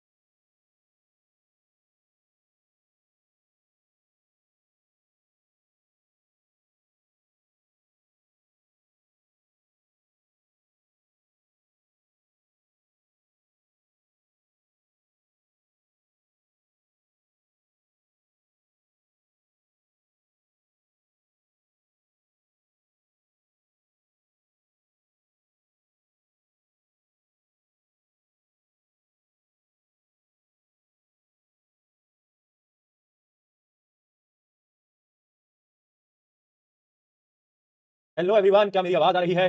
जल्दी से बता देंगे, एम आई ऑडिबल? यस, एकदम ऑडिबल हो भैया, बहुत बढ़िया। कैसे हो सब? जल्दी से जरा चैट में बताएंगे। How are you all? सबके सब कैसे हैं दोस्तों, भाइयों बहनों मित्रों, कैसे हो सभी के सभी? एक बार जल्दी चैट के अंदर बताओ, हाउ आर यू ऑल? सब बढ़िया, कोई दिक्कत कोई परेशानी कोई दुविधा? सब बढ़िया चल रहा है क्या? क्या हम रिवाइज करके आए हैं जो कल पढ़ाया था? क्या हम रिवाइज करके आए हैं जो कि भैया ने कल पढ़ाया था? एक बार चैट में लिख दो यस या फिर नो, यस या फिर नो लिख दो जल्दी से, फिर हम स्टार्ट करते हैं। राइट, बहुत बढ़िया। बहुत सारे बच्चे नो लिख रहे हैं। क्यों भाई, अभी भी नो? शर्म आ रही है तुमको थोड़ी सी भी? नहीं आ रही बिल्कुल भी? हद हो गई, अभी भी नो लिख रहे हो यार तुम, ऐसे कैसे चलेगा बच्चों? हाँ, ये नो कौन लिख रहा है? पहले नो वालों को पकड़ना है मुझे तो आज। माफ कर दो, लिख रहे माफ कर दो, वाह बेटा वाह, माफ कर दो, वाह यार। क्यों क्यों क्यों नहीं करके आए? अब तो मतलब अब भी नहीं करोगे तो कब करोगे? अब भी नहीं करोगे तो दोस्तों कब करोगे बताओ? फिर कब करने का विचार है तुम लोगों का? अब तो बैच भी खत्म होने को आ गया, सब कुछ खत्म होने को आ गया और अब तुम कह रहे हो कि भैया अब भी नहीं करके आए हैं, तो दैट इज वेरी बैड। ठीक है, जोश में ओ हो एआई इमेज, वाह यार, जोश मीटर कैसा है एक बार चैट में बता दो। देख रहे हो एआई इमेज कितनी तगड़ी एआई इमेज लगाई है, देख रहे हो देख रहे हो देख रहे हो? हां चलो सही है। मोनो हाइब्रिड क्रॉस क्लियर है सबको? मोनो हाइब्रिड क्रॉस कल हमने मोनो हाइब्रिड क्रॉस पूरा पढ़ लिया था, न्यूमेरिकल्स भी सॉल्व करे थे। राइट, एक ही न्यूमेरिकल है, जरा इसको सॉल्व करके बताओ इसका आंसर क्या आएगा। आंसर वैसे नीचे लिखा भी हुआ है, ठीक है। बताओ जल्दी, बहुत बढ़िया, बच्चों से हो रहा है सॉल्व, है ना, इजी क्वेश्चन है, इजी क्वेश्चन है। क्या बोला? In a cross between violet flower and white flower state the characteristics of the plant obtained in F1 generation. देखो आपको ये पता होना चाहिए कि कौन सा डोमिनेंट होता है, कौन सा रिसेसिव होता है। अगर आपको ये पता है तो आप इसका सही आंसर दे सकते हो। ठीक है, आपने अगर वो टेबल ध्यान से देखी हो जो कि मैंने आपको कल 7 कैरेक्टर वाली टेबल बताई थी, याद है कुछ? याद है? तो उसमें जो वॉयलेट कलर हुआ करता था वो क्या होता था? वो डोमिनेट करता था, वो डोमिनेटिंग कैरेक्टर होता था। याद आया सबको, है ना? वॉयलेट कलर जो था बेटा वो डोमिनेटिंग कैरेक्टर था। अगर आपको याद आ रहा हो तो, आ रहा है या नहीं आ रहा, या भूल गए? बहुत बढ़िया, याद है, याद है, याद है, बहुत सही है ना। तो वो डोमिनेट किया करता था, है ना, बहुत सही। अब आया ना यार, ये हुई ना बात, भैया बालों को क्या क्या हो गया, बालों को क्या हो गया पता नहीं यार। अब तुम मेरे बालों का मजाक मत उड़ाओ, है ना। थोड़ी सी अभी तबियत वबियत ठीक हो जाने तो फिर बताऊंगा तुमको है ना। तबियत ठीक होने के बाद कम बैक करता हूँ अपना, रुक जाओ तुम चलो बताओ, है ना। याद है वॉयलेट क्या करता था बेटा, वॉयलेट डोमिनेटिंग कैरेक्टर होता था, जबकि जो व्हाइट था वो रिसेसिव होता था। तो F1 जनरेशन में वॉयलेट कैरेक्टर के फ्लावर बनने वाले हैं, बहुत बढ़िया, है ना। ऐसा क्वेश्चन मैं करा भी चुका हूं। If the plant F1 progeny are self pollinated then what would be the observation in F2। यहां पर F2 आएगा भाई। अगर F1 को बेटा सेल्फ पॉलिनेट किया जाए तो क्या होगा। रेशियो क्या होता था, 3:1। मुझे ऐसा क्यों लग रहा है कि बच्चों के रिस्पॉन्स से कि बच्चे रिवाइज नहीं करके आए हैं आज। मुझे आज ऐसा क्यों लग रहा है कि कोई भी रिवाइज नहीं करके आया, सारी चीजें तुम्हारे ऊपर से जा रही हैं। क्या हो रहा है भाई आज, क्या हो रहा है, क्या हो रहा है, नहीं करके आएगा तुम आज रिवाइज, क्या हो रहा है। तुम लोगों के रिस्पॉन्स देख के ऐसा लग रहा है कि जैसे कि पता नहीं क्या पढ़ा रहा हूं मैं, तुमको कुछ समझ नहीं आ रहा। क्या हो गया भाई, क्या हो गया, क्या हो गया। देखो क्या लिखे जा रहे हैं चैट में, क्या हो गया। तुम नहीं पढ़ना क्या तुमको, नहीं पढ़ना तो बता दो, बंद कर दूं मैं क्लास। मेरे को कोई शौक तो आ नहीं रहा है कि तबियत खराब, गले खराब में तुमको मैं पागलों की तरह पढ़ाऊं। नहीं पढ़ना तो बता दे भाई, पढ़ाना बंद कर दूं मैं। क्या रिस्पॉन्स हो रहा है क्लास के अंदर। अभी से मैं अभी तक देख रहा हूं, संपत्ति को पता नहीं क्या आंसर दे रहे हैं। तुम्हें बिल्कुल भी शर्म नहीं आ रही है ना, बिल्कुल भी शर्म नहीं आ रही है कि समय आ गया, नवंबर का महीना शुरू होने वाला है और अभी हमारे पास सिर्फ डेट शीट कल आई है और हमारे पास 2 महीने हैं, नवंबर दिसंबर जनवरी का मिड। जनवरी के मिड के बाद तो रिवीजन स्टार्ट होगा, फरवरी 17 से हमारे पेपर है। मत पढ़ो, मत पढ़ो यार, मुझे कोई दिक्कत नहीं है, नहीं पढ़ोगे मेरा कुछ नहीं जाएगा। दोस्त एक चीज मैं गारंटी से बता रहा हूं, इसी बैच आरंभ बैच यही बैच होगा जिसमें से कि टॉपर आएगा 2026 सीबीएसई। और सिर्फ सीबीएसई नहीं, यूपी बोर्ड, बिहार बोर्ड, सारे टॉपर आएंगे, यही बैच होंगे। मैं शर्त लगा रहा हूं, पर मैं ये भी शर्त लगा रहा हूं कि उसमें से तुम्हारे नाम नहीं होंगे। क्यों नहीं होंगे, क्योंकि तुम मेहनत नहीं कर रहे ना। जो बच्चे मेहनत कर रहे हैं उनके रिस्पॉन्स दिख रहे हैं, बाकी लोग तो पता नहीं क्या करने आए हैं क्लास के अंदर, मैं समझ नहीं पा रहा हूं। इतनी देर हो गई पढ़ाते पढ़ाते, कभी कह रहे हैं कि भैया ये नहीं हुआ, कभी कह रहे हैं रिवाइज नहीं करके आए, कभी रेशियो बता रहे हैं 2:1, कोई बोल रहा है 1:1। अरे बिल्कुल ही मतलब इतना तो मत करो ना, इतना तो मत करो कम से कम। और नहीं पढ़ना तो छोड़ दे, क्लास बंद कर, ऐप में होता है एग्जिट वाला बटन, बैक करो, जा छोड़ दे भाई, छोड़ दे। मैं फिर बोल रहा हूं मेरा कुछ नहीं जा रहा, मेरे को क्या दिक्कत है, नहीं मेरे को क्या दिक्कत है, सीधी सी बात है ना। बट मैं इसलिए तुमको इतनी डेडिकेशन से पढ़ाता हूं, मैं इसलिए इतनी मेहनत से पढ़ाता हूं क्योंकि मैं समझता हूं कि यार अपने सारे छोटे भाई छोटी बहन है, यही तो मानता हूं मैं तुमको। इसलिए मैं चाहता हूं कि सिर्फ मैं वो टॉपर बच्चों पे फोकस ना करूं, मैं हर एक बच्चे पे फोकस कर पाऊं और उसकी मदद कर पाऊं। बट जब तुमको करना ही उसी तरीके से काम है, तुम्हें पढ़ना ही नहीं है, तो भाई मत पढ़ो यार, मत पढ़ो, बात खत्म। तब आखिरी क्लास चल रही है, मुश्किल से 3 लेक्चर और हैं, आज का 1 लेक्चर और फाइनली डाउट क्लास, 3 लेक्चर कुल है बैच के। बट वो शर्म तो है नहीं ना, बिल्कुल भी, बिल्कुल भी नहीं है। बताओ इसके थर्ड आंसर क्या आएगा। If 100 plants are produced in F1 progeny then how many plants will show the recessive traits. अगर 100 प्लांट F1 प्रोजेनी में आए हैं, 100 प्लांट किसमें आए हैं, F1 प्रोजेनी में आए हैं, तो आपको ये बताना है कि कितने रिसेसिव ट्रेट्स शो करेंगे। देखो F1 जनरेशन में तो सारे के सारे 100 के 100 एक ही ट्रेट शो करेंगे, डोमिनेंट वाला, अगर तुम्हें याद हो तो F1 जनरेशन में। लेकिन F2 जनरेशन में 25 प्लांट्स रिसेसिव कैरेक्टरिस्टिक्स को शो करते हैं, राइट। याद आ गया, याद आ गया, बहुत बढ़िया, बहुत बढ़िया। F1 जनरेशन में बेटा आंसर 0 होता है, बट F2 के अंदर 25 होता है, क्योंकि रेशियो 3:1 होता है। एक और क्वेश्चन देखते हैं। A green stemmed rose plant donated by GG and a brown stemmed rose plant donated by small g। अब तुम्हें पता चल रहा होगा कि ये डोमिनेटिंग कैरेक्टर है और ये रिसेसिव कैरेक्टर है ना। अब तुम्हें देखते से आइडिया लग रहा होगा। Are allowed to undergo a cross with each other। A list of observation regarding color of the stem in F1 generation। F1 में क्या होगा बेटा, बताओ F1 में क्या होगा, GG small g। यहां से आएगा एक जी, यहां से आएगा एक जी, तो जो डोमिनेंट वाला होगा वो अपने कैरेक्टरिस्टिक्स को शो करेगा। तो F1 में जो कलर होगा वो ग्रीन होगा। F1 में जो कलर होगा बेटा वो कैसा होगा, वो ग्रीन होगा, राइट। F1 के अंदर कलर ग्रीन कलर करेगा, ठीक है। Percentage of brown stemmed plant in F2 progeny. अब F2 कैसे निकालते हैं, इस जीजी को एक और जीजी से मल्टीप्लाई कर दो, ठीक है। तो 4 चीजें बनेंगी, बनाकर दिखा भी देता हूं। ये 4 चीजें बनेंगी जिसमें कि ये 3 जो होंगे ये तो ग्रीन कलर के होंगे, है ना, जो कि डोमिनेटिंग है, और ये अकेलौता क्या होगा, ब्राउन होगा। ये कैसा होगा, ब्राउन होगा, बहुत बढ़िया, बहुत बढ़िया, ठीक है। तो परसेंटेज ऑफ ब्राउन स्टेम, तो ब्राउन स्टेम का परसेंटेज कितना होगा बेटा, 25%। कल बताया था 3:1 होता है, तो 25% होगा, ठीक है। रेशियो ऑफ द जीजी एंड बड़ा जी स्मॉल जी इन F2 प्रोजेनी, देखो ये 1 है और ये 2 है, तो रेशियो आएगा 1:2। चलो based on the finding of this cross what conclusion can be drawn. इससे हम क्या कंक्लूजन ड्रॉ कर सकते हैं, इससे हम जो कंक्लूजन ड्रॉ कर सकते हैं ना बेटा, वो मैं आपको बाद में बताऊंगा। क्यों बाद में क्यों बताऊंगा भैया, क्योंकि वो होती है जो मेंडल भाई साहब ने लॉ दिए थे, 3 लॉ दिए थे, जो कि मैंने आपको कल बताया था, मैं लास्ट में पढ़ाऊंगा। तो मेंडल भैया जी ने जो 3 लॉ दिए थे ना, उन तीनों लॉ से रिलेटेड ही इसका आंसर है, ठीक है। तो वो मैं 3 लॉ भी आपको नहीं बता रहा हूं, तो इसका आंसर भी छोड़ो, ये जब हम तीनों लॉ पढ़ लेंगे तो आप इसका आंसर दे पाओगे, ठीक है। चलो आगे बढ़ते हैं फटाफट से। अब बात करते हैं डाई हाइब्रिड क्रॉस की। हेडिंग डालेंगे बेटा डाई हाइब्रिड क्रॉस, हेडिंग डालें die hybrid cross.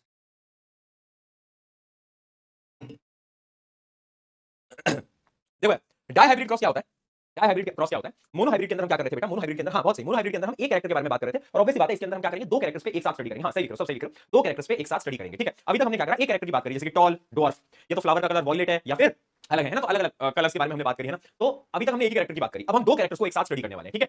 A dihybrid cross is the breeding experiment between 2 organism which are in identical hybrids of 2 traits. यानी 2 ट्रेट्स को हम एक साथ स्टडी करेंगे, उसको हम बोलेंगे डाई हाइब्रिड क्रॉस, ठीक है। अब हम क्या 2 कैरेक्टर्स कौन कौन से कैरेक्टर्स हम लेने वाले हैं, ठीक है। तो कोई भी 2 कैरेक्टर्स को ले सकते थे। मेंडल भाई साहब ने कौन से कैरेक्टर लिए, पहला कैरेक्टर देखो, कुछ ऐसी सीड्स होती हैं, मतलब जो मटर होता है ना, मटर, कुछ मटर ऐसे होते हैं जो कि राउंड होते हैं, है ना, कुछ ऐसे होते हैं जो कि रिंकल्ड होते हैं। तो ये तो हो गया एक कैरेक्टर, ये तो हो गया एक कैरेक्टर। बट डाई हाइब्रिड में हमें 2 कैरेक्टर चाहिए, तो उन्होंने दूसरा कैरेक्टर क्या लिया, उसी मटर का, उस मटर का कलर तो कभी कभार क्या होता था, ग्रीन होता था और कभी कभार येलो होता था, ठीक है। कभी कभार क्या होता था, ग्रीन होता था, तो कभी कभार क्या होता था, येलो होता था, ठीक है। अब मुझे बताओ डोमिनेटिंग कौन था, रिसेसिव कौन था। इसलिए मैंने बोला था वो टेबल याद कर लेना 7 कैरेक्टर्स वाली, बताओ 7 कैरेक्टर वाली टेबल याद कर लेना। बहुत सही, याद भी है बहुत सारे बच्चों को, बहुत सारे को नहीं भी है। राउंड जो था वो डोमिनेटिंग था, तो इसको मैं बड़े आर से रिप्रेजेंट करूंगा। जो रिंकल था वो रिसेसिव था, तो इसको मैं छोटे आर से रिप्रेजेंट करूंगा। जो येलो था, येलो जो था, येलो बेटा, येलो डोमिनेटिंग था। याद आया किसी को येलो? किसको येलो याद है? बहुत बढ़िया, तो डोमिनेटिंग था। और जो ग्रीन था ये रिसेसिव था, तो इसको मैं स्मॉल वाई से रिप्रेजेंट करूंगा। ठीक है, ठीक है। तो चलो अब मैंने क्या किया, मैंने कैसा प्लांट लिया, मैंने क्या करा, मैंने कैसा प्लांट लिया जो कि येलो है, येलो है और राउंड है, और राउंड है। तो क्या मैं उसको वाई वाई आर आर ऐसे लिख सकता हूं बेटा? आर आर आर नहीं, आर आर आर नहीं, Y Y R R. Can I write it like this बेटा? Can I write it like this? जल्दी बताओ, जल्दी बताओ।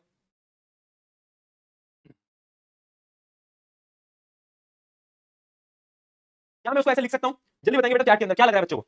अभी तुम्हारी बुद्धि टेस्ट हो जाएगी। अभी देखना, अभी 80% बच्चों की बुद्धि टेस्ट हो जाएगी कि तुम जो कह रहे हो ना, नहीं हम तो भैया रिवाइज करके आए हैं। अभी तुम्हारी सच्चाई पता चल जाएगी मुझे 2 मिनट के अंदर। क्या मैं येलो और राउंड को ऐसे लिख सकता हूं बेटा? जल्दी बता दो, थोड़ा जल्दी बताओ क्या कर रहे हो? कुछ बच्चे यस लिख रहे हैं, कुछ नो लिख रहे हैं। क्यों नो? जो नो लिख रहे हैं वो क्या सोच के नो लिख रहे हैं बताओ जरा? जो नो लिख रहे हैं वो क्या सोच के नो लिख रहे हैं? Why are you writing no? That is my question. क्यों बताओ? सोचो, क्या हो गया? क्या हो गया भाई? क्या हो गया? बताओ भाई। हाँ, हाँ, बहुत बढ़िया भैया। डोमिनेंट येलो नहीं, डोमिनेंट येलो ही अरे देख आगे ना भाई, येलो याद करो, याद करो कलर क्या होता था वो, जो उसका कलर, मैं पॉड के कलर की बात नहीं कर रहा हूं मूर्खों, मैं बात कर रहा हूं मटर के कलर की। मटर का कलर डोमिनेट किसमें करता था? येलो में। याद आ गया? हाँ। तो जितने भी बच्चे नो लिख रहे हैं ना, उन लोगों की अब मैं सच्चाई बताता हूं, वो बच्चे बड़े कंफ्यूज हो चुके हैं। देखो दो चीजें होती थी, एक होता था मटर और एक होता था पॉड। पॉड यानी मटर का छिलका। तो मटर के छिलके में तो ग्रीन कलर डोमिनेटिंग था। कौन सा कलर डोमिनेटिंग था बेटा? Green colour. ठीक है, ग्रीन कलर। लेकिन लेकिन अगर मैं बात करूं मटर की, तो इसमें येलो कलर डोमिनेटिंग था। कल की टेबल उठाकर देख लो। मैं इसलिए कह रहा था रिवाइज करके आना, बट नहीं, हम तो ऐसे ही आएंगे भैया, कोई बात नहीं, ऐसे आ जाओ। ठीक है, तो मैं इसको वाई वाई आर आर लिख सकता हूं। ठीक है जी, बहुत बढ़िया, वापस से लिख देते हैं, एक नई स्लाइड बनाते हैं। Yellow seed, round seed. ठीक है, दूसरा मैंने क्या करा, ऐसा प्लांट लिया जो कि ग्रीन सीड दे रहा था और रिंकल्ड सीड दे रहा था, रिंकल्ड सीड दे रहा था। ठीक है, तो स्मॉल वाई आर आर। ठीक है, अब क्या होगा बेटा? जैसी गैमीट फॉर्मेशन होगा, गैमीट फॉर्मेशन समझते हो? गैमीट फॉर्मेशन यानी सेक्स सेल। तो तुम्हें याद होगा कि जब भी गैमीट फॉर्मेशन होता था तो एक एक करके आता था, एक एक करके आता था, आता नहीं आता था? जल्दी बताओ, एक एक करके सबको सबको बराबरी का मौका मिलता था। ठीक है, तो ये दोनों सेम है, तो इन दोनों में से कोई भी आ जाए, मान लो बड़ा वाई आ जाए, ठीक है जी, कोई दिक्कत नहीं है। इन दोनों में से एक आ जाए जो कि एक आर आ जाए, इन दोनों में से एक आ जाए जो कि एक वाई आ जाए, इन दोनों में से एक आ जाए जो कि आर आ जाए। ठीक है, अब तुम बोलोगे भैया चारों में से एक क्यों नहीं आया? क्योंकि यार देखो, ये दो एक कैरेक्टरिस्टिक्स हैं, ये दो एक कैरेक्टरिस्टिक हैं, तो सारे कैरेक्टरिस्टिक्स इंडिपेंडेंट होते हैं। हर कैरेक्टरिस्टिक्स अपना बंदा भेज सकता है ना? जैसे तुम ऐसे समझो कि क्लास 10 के 4 सेक्शन है एबीसीडी, तो हर क्लास में से, हर सेक्शन में से एक रिप्रेजेंटेटिव आ सकता है। तो यहां से एक वाई आ गया, यहां से आर आ गया, यहां से स्मॉल वाई आ गया, स्मॉल आर आ गया। ठीक है, अब ये चारों फ्यूज हुए तो ये क्या बनाएंगे? ये बनाएंगे बड़ा वाई छोटा वाई, बड़ा आर छोटा आर। ये होगी F1 जनरेशन। क्या होगी बेटा? F1 generation. मुझे बताओ F1 जनरेशन का जो प्लांट होगा वो कैसा होगा? येलो और राउंड होगा या फिर ग्रीन और रिंकल्ड होगा? क्या लग रहा है?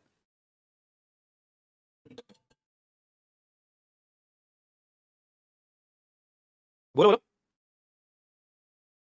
बहुत बढ़िया। देखो ऑब्वियस बात है, ये बड़ा वाला वाई डोमिनेट करेगा, ये आर डोमिनेट करेगा, तो ये कैसा होगा? येलो होगा और राउंड होगा। ठीक है, तो यानी F1 जनरेशन में येलो राउंड आएगा। ठीक है जी, समझ आ गया, बहुत बढ़िया। अब कहानी यहां पर खत्म नहीं हुई, क्योंकि कहानी यहां से शुरू हुई है। अब क्या करेंगे हम? F2 जनरेशन के लिए बेटा क्या करते थे? सेल्फ पॉलिनेट कराते थे। तो इसको उठाया और इसी से ही क्या कराया? सेल्फ पॉलिनेट कराया। अब इनका सेल्फ पॉलिनेशन कैसे होगा? कोई सोच सकता है? कोई सोच सकता है? देखो सबको बराबर मौका मिलता है ना, प्रकृति का यही तो नियम है। तो एक एक करके भाई आएगा और सबसे मल्टीप्लाई होगा। तो इस चीज को एक शॉर्टकट है, क्योंकि तुम सबको मल्टीप्लाई करोगे तो तुम बहुत कंफ्यूज हो जाओगे, है ना? तो एक शॉर्टकट मैं बता रहा हूं, जिसको मैं बोलता हूं, जिसको हम मैं नहीं बोलता हूं, साइंस बोलती है पुनीत स्क्वायर। क्या बोलते हैं? पुनीत स्क्वायर। पुनीत सुपरस्टार नहीं बेटा, पुनीत स्क्वायर, पुनीत स्क्वायर। ठीक है, तो पुनीत स्क्वायर क्या होता है? पुनीत स्क्वायर में तुम्हें बताता हूं, तुम्हें एक ऐसा स्क्वायर बनाना है। ठीक है, इधर लिखो और इधर लिखो। ठीक है, अब तुम्हें क्या करना है बेटा? अब तुम्हें ज्यादा दिमाग नहीं लगाना है। भैया वो तो वैसे भी नहीं है, कहां ही लगा पाएंगे हम, वो तो मुझे पता है तुम्हें है भी नहीं। ठीक है, तो पुनीत स्क्वायर में क्या करोगे? इस डायरेक्शन में देखो, दोनों कैरेक्टर्स के एक एक बंदों को तुम्हें लाना पड़ेगा, दोनों कैरेक्टर के एक एक बंदों को लाना पड़ेगा, दोनों कैरेक्टर के एक एक बंदे का। तो यहां से बड़ा वाला वाई आ गया, यहां से बड़ा वाला आर आ गया। ठीक है, तो यहां पर लिखो वाई आर। ठीक है, फिर बड़ा वाला वाई आ गया और छोटा वाला आर आ गया, वाई आर। अब छोटा वाला वाई आ गया, बड़ा वाला आर आ गया, तो स्मॉल वाई बड़ा आर, फिर एक आएगा स्मॉल वाई स्मॉल आर। ठीक है, स्मॉल वाई स्मॉल आर। ठीक है, तो इस डायरेक्शन में तुमने ये सब लिख दिया। कोई दिक्कत, कोई परेशानी, कोई दुविधा? जल्दी बता दो, जल्दी बता दो। नहीं है तो अब क्या करो? अब क्या करो बेटा? अब यही जो तुमने यहां लिखा है इसको ऊपर भी लिख दो। कहां लिख दो? सेम सेम सेम जो तुमने लिखा है उसको तुम क्या करोगे? यहां पर कॉपी पेस्ट कर दोगे। ठीक है, कॉपी पेस्ट करना है, ज्यादा दिमाग नहीं लगाना। ठीक है, बहुत बढ़िया, कॉपी पेस्ट कर दिया सबने। कॉपी पेस्ट करने में तो वैसे भी तुम माहिर हो। अरे कॉपी पेस्ट करने में तो तुम वैसे भी माहिर हो बेटा। जितने भी बच्चे रॉन्ग लिख रहे हैं, 2 मिनट सब्र रखना, 2 मिनट सब्र रखना, क्योंकि तुम्हें पता है फिर जब मैं रोस्ट करता हूं तो फिर तुम रो दोगे। 2 मिनट सब्र रखना और चुप करके बैठना जब तक मेरा ये पूरा क्वेश्चन खत्म ना हो जाए। उससे पहले तुम्हारी जुबान ना चल जाए, तुम्हारे हाथ ना चल जाए, है ना? और जब मैं खत्म कर दूं उसके बाद रॉन्ग निकले तो रॉन्ग लिखना। ठीक है, ठीक है, क्योंकि पता क्या होता है, बहुत होशियार बच्चे हैं, वो ट्यूशन से पहले या फिर स्कूल में पहले पढ़ लिए हैं और उनके स्कूल में अलग तरीका सिखाया है, तो उनको लग रहा है पीके भैया गलत करा रहे हैं, और उनको नहीं पता कि पीके भैया 5 साल से पढ़ा रहे हैं। ठीक है, तो थोड़ा चिल करो, रिलैक्स करो, मैं पढ़ाऊंगा, सही बताऊंगा। अभी तुम रुको तो जरा, बैठो तो जरा, इंतजार तो करो। पर नहीं, हमें तो दौड़ना है ना? रुक जाओ, रुक जाओ बेटा, रुक जाओ, अरे रुक जाओ यार, रुक जाओ यार। अभी क्यों चाहते हो कि मैं तुम्हें ऐसा रोस्ट करूंगा कि फिर तुम जीवन भर याद रखो? तो रुक जाओ, अभी आ रहे हैं ना, अभी आ रहे हैं। क्या यहां तक क्लियर है बेटा? मैंने क्या करा? मैंने सबको बराबरी का मौका दिया, बड़े वाले वाई को बड़े वाले आर, बड़े वाले वाई को छोटे वाले आर, यहां लिखा, फिर मैंने यहां लिखा। कोई दिक्कत, कोई परेशानी, कोई दुविधा है तो जल्दी से बता दो, अभी बता दो, अभी बता दो, बोलो, अभी बोल दो, कोई दिक्कत है तो। आई होप इसमें कोई दिक्कत नहीं होनी चाहिए। क्या कह रहे हैं बच्चे? बोलो बोलो, नहीं है ना? बहुत बढ़िया, कोई दिक्कत नहीं। ठीक, अब क्या करो? अब क्या करो? मल्टीप्लाई करते चलो। जैसे तुम मैथ्स तो जानते ही होगे। अब यहां पर पहले बक्से बना लो। क्या बना लो? बक्से बना लो। आ जाओ। ठीक है, ऐसे हम क्या करेंगे? ऐसे बॉक्सेस बना लेंगे। आ जाओ। ठीक है, अब ये वाला जो बॉक्स है, इस बॉक्स में क्या लिखोगे, इसको और इसको मल्टीप्लाई करो, इसको और इसको मल्टीप्लाई करो, इस बॉक्स में वो लिख दो, तो y y r r, ये आ गए दोनों को मल्टीप्लाई करके इस बॉक्स में। ठीक है, अब नीचे आते हैं, इस बॉक्स में क्या लिखोगे, इसको और इसको मल्टीप्लाई कर लो और इसमें लिख दो। ठीक है बेटा, तो लिखो जरा फटाफट से लिखो y y बड़ा r छोटा r। ठीक है, सिमिलरली इसको और इसको कर दो, बड़ा y छोटा y बड़ा r बड़ा r। बहुत बढ़िया, फिर एक और बार मल्टीप्लाई करो, बड़ा y छोटा y बड़ा r छोटा r। ठीक है जी, कोई दिक्कत कोई परेशानी कोई दुविधा, बहुत सही। सिमिलरली इस बॉक्स में करो, इसको मल्टीप्लाई करो पहले इससे, फिर इसको, फिर इससे, फिर इसको, फिर इससे, फिर इसको, फिर इससे, और ऐसे हर स्क्वायर में लिखते जाओ। ठीक है, तो चलो तुम भी करते चलो मेरे साथ साथ, है ना, तुम भी करते चलो, और कहीं पर अगर मैं गलती से कुछ और लिख दूं तो मुझे बताते चलना। ठीक है जी, हाँ जी, आ जाओ, y y r r। ठीक है, और बड़ा y छोटा y छोटा r छोटा r। ठीक है, सिमिलरली अब तीसरे बक्से में भी यही करना है बेटा, तीसरे बक्से में भी सेम हम यही करना है ना, सब में सेम करना है, बाकी ज्यादा कुछ नहीं करना है इसके अंदर। ठीक है, बड़ा r। ठीक है, और देखते हैं, ये आएगा बड़ा y छोटा y बड़ा y छोटा y बड़ा r छोटा r। ठीक है, और बताओ, ये आएगा छोटा y छोटा y छोटा y छोटा y बड़ा r बड़ा r। बहुत बढ़िया, और बताओ, ये आएगा छोटा y बड़ा r छोटा r। देख रहे हो, बायोलॉजी में भी बेटा, बायोलॉजी में भी गणित का यूज ले लिया। और ये मैथ वाले क्या बोलता था अमेरिका क्या बोलते थे मैथ के टीचर कि बायोलॉजी वालों को मैथ नहीं आती, मैथ वालों को पूछो तुमको ये इतना बड़ा कैलकुलेशन आती है, तुम्हें क्या स्क्वायर बनाना आता है, क्या तुम्हें पुनीत सुपरस्टार बनाना आता है, यानी पुनीत स्क्वायर बनाना आता है, पूछता है भारत तुम्हारे मैथ के टीचर से, क्या तुम्हें आता है? उनसे पूछना जरा, क्या तुम लोगों को ये आता है? नहीं आता ना, हाँ, ये भी बात। चलो आओ और करते हैं, अब क्या करो, इसको इससे मल्टीप्लाई करो, तो ये आएगा बड़ा y छोटा y बड़ा r छोटा r। बहुत बढ़िया, ऐसे मल्टीप्लाई करते चलो बेटा, मल्टीप्लाई करते चलो सबको, तो ये आ जाएगा कितना, बड़ा y छोटा y बड़ा r छोटा r। ठीक है, y y r r y y r r। ठीक है जी, बहुत बढ़िया, y y r r y y r r r r। तो ऐसे हमारे पास अगर तुम ध्यान से देखोगे 1 2 3 4 5 6 7 8 9 10 11 12 13 14 15 16 आउटकम्स बन के आ गए। कितने आ गए बेटा? मेरा 16 का डोला, गाना सुना है? तो यहाँ पर हमारे पास 16 क्या आ गए, हमारे पास आउटकम्स बन के आ गए। बहुत बढ़िया, मजा ही आ गया, 16 आउटकम्स बना दिए एकदम। अब होगा गेम शुरू। ये 16 आउटकम्स तुम्हें ध्यान से देखने हैं और मुझे बताने हैं कि इसमें से कितने प्लांट्स कैसे होंगे। जैसे कि मैं यहाँ पर थोड़ा सा जूम आउट करता हूँ, लिखना स्टार्ट करता हूँ। ठीक है, इसको देख के बताओ ये कैसा होगा। येलो होगा और राउंड होगा, तो क्या मैं लिख दूं, येलो प्लस राउंड लिख दूं, येलो प्लस राउंड, है ना, मैं गिनती जाता हूं, मतलब मैं गिनती लगाता जाता हूं कि येलो और राउंड कितने होंगे। सबसे पहले ये येलो और राउंड होगा। ठीक है, ये कैसा होगा बेटा, बताओ जरा, ये कैसा होगा, ये वाला, ये भी येलो होगा और राउंड डोमिनेट कर रहा है, तो मैं इसको भी टिक लगा देता हूं। ठीक है जी, बहुत बढ़िया। अच्छा, ये कैसा होगा, ये भी येलो और राउंड होगा क्योंकि वाई डोमिनेट कर रहा है। अच्छा, ये भी येलो और राउंड होगा, बहुत बढ़िया। तो ये क्या चारों के चारों हमें येलो और राउंड मिल रहे हैं? जल्दी बताएंगे बेटा, क्या हमें चारों के चारों येलो और राउंड मिल रहे हैं? यस और नो? बिल्कुल मिल रहे हैं भैया, क्या बात है यार, ये चारों येलो राउंड है। आगे बढ़ते हैं, इस पे बढ़ते हैं, ये भी येलो राउंड है। ठीक है, ये कैसा है बेटा, क्या ये येलो राउंड है? ये नहीं है, ये येलो और स्मॉल आर यानी ये रिंकल्ड है। ठीक है, तो दूसरी गिनती हम गिनेंगे येलो प्लस रिंकल्ड की। ठीक है, तो इसको अपन क्या डॉट से रिप्रेजेंट करते हैं, एक हमें मिल गया। ठीक है, ये हमें एक मिल गया। और देखते हैं ये कैसा होगा, येलो और राउंड, तो ये भी येलो और राउंड हो गया। ठीक है ना, और ये कैसा होगा बेटा, ये बताओ कैसा होगा, ये येलो और रिंकल्ड, जैसे कि मैंने आपको बताया, ये भी कैसा होगा, ये भी होगा येलो और रिंकल्ड। बहुत बढ़िया।